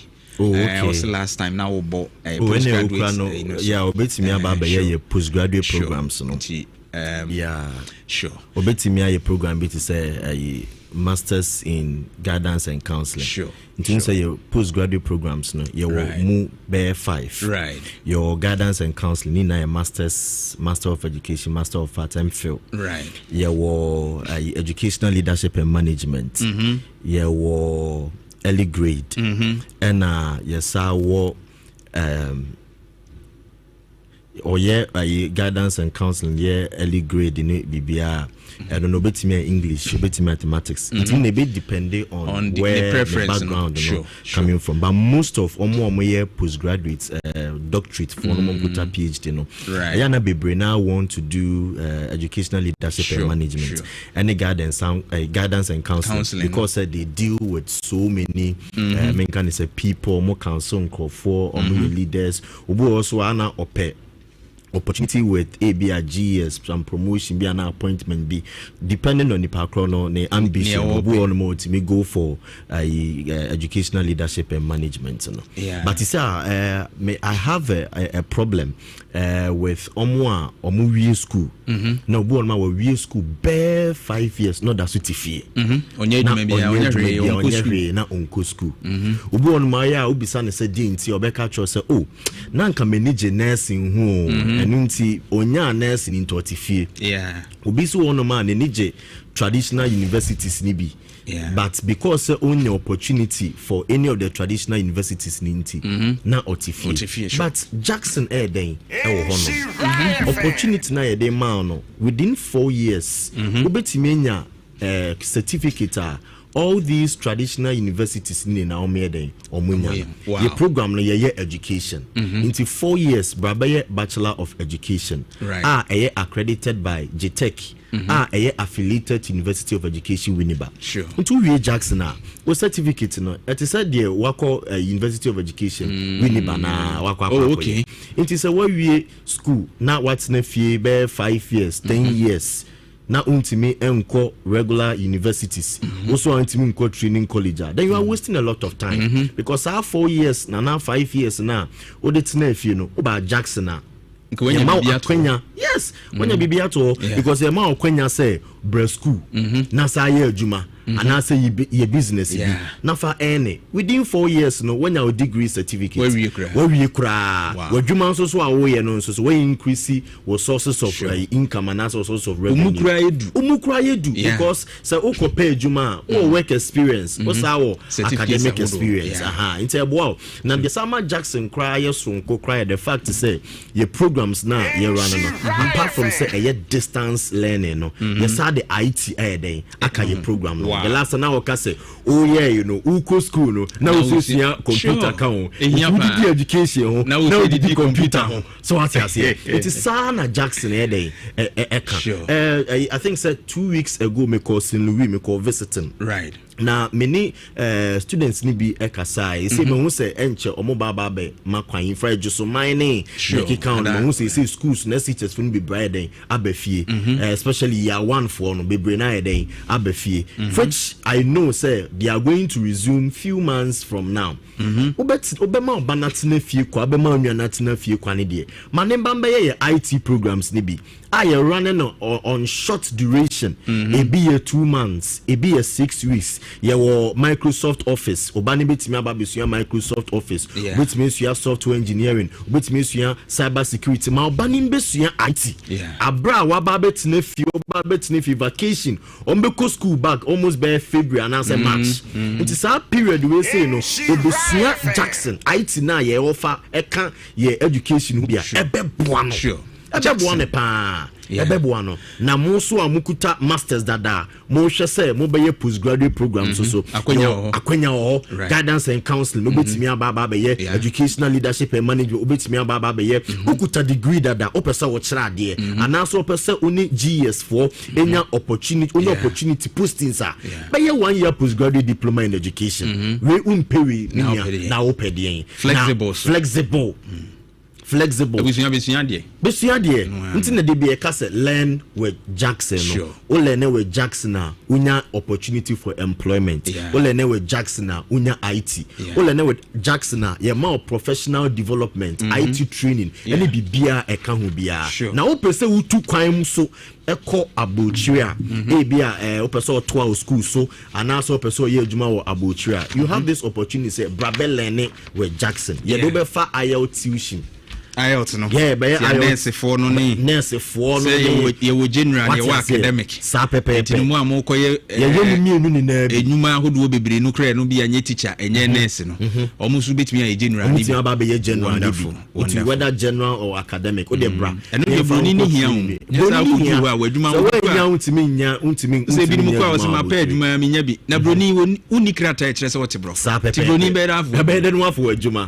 Kusia de. Intimi de me number day. Ebetugo bibia OT bibia kuta masters na afese unya second masters a friend number na me dey ma ono say oba we was in the results aba na say one top forms and what top forms mpo a nchechi me ya maye say oba ne betimi akọ school no asa ye adwuma at the same time na ebetimi ama wate wo kaso de ene first number we say we use squat ne fia check be 5 years 10 years pedien fresh number we say na bro school na okuta PhD so na opese obeye postgraduate bia so opese ye postgraduate diploma in education na say any of our masters programs are maybe go din so a friend number we say it's 0201 260 290 0201 260 290 bra yada se bebre yada se pa Insure 104.5 Jackson University College kokosuade na bibia entumi enkoye Kaiser Franco Training Enterprise Nokia Samsung iPhones ni nyina odibia ba smart TVs ahodo ni nyina microwave CCTV cameras your conditioners no 40% discount total no online or the ma wona bibia ye kama pa Kumase ajabaji wearing chen ho sanso na challenge bookshop on chen ho so ye wo ho old mekomedum and also ye ben hope Kumase Kufo clinic enhwe ni munsu be hu yen Franco Trading Enterprise phone papa fie for 0245316969 0245316969 na bibia entumi enkoye pa Insure Power Sports ebetwa so ede amount akosua food diary patase na wo Vivian J Street na so anopay ya chia oni edwumafo ni na mate se dem loud and clear ewo modwuma mu ho Dr. K of K Gas and Ovins and opens so ncha kese enko emao. Hey, not forgetting Dr. God bless. God bless ever. Onzi e chia no pay. Richard no na pamfo aye krado. Omode de aka no nyina e de ebre. Asedan komatim ni nyina e de nyina e de besia. Medin did Barima Kofi Dawson. Utimi frame akokwa. Nyame ya adoma. Yebesan so ehia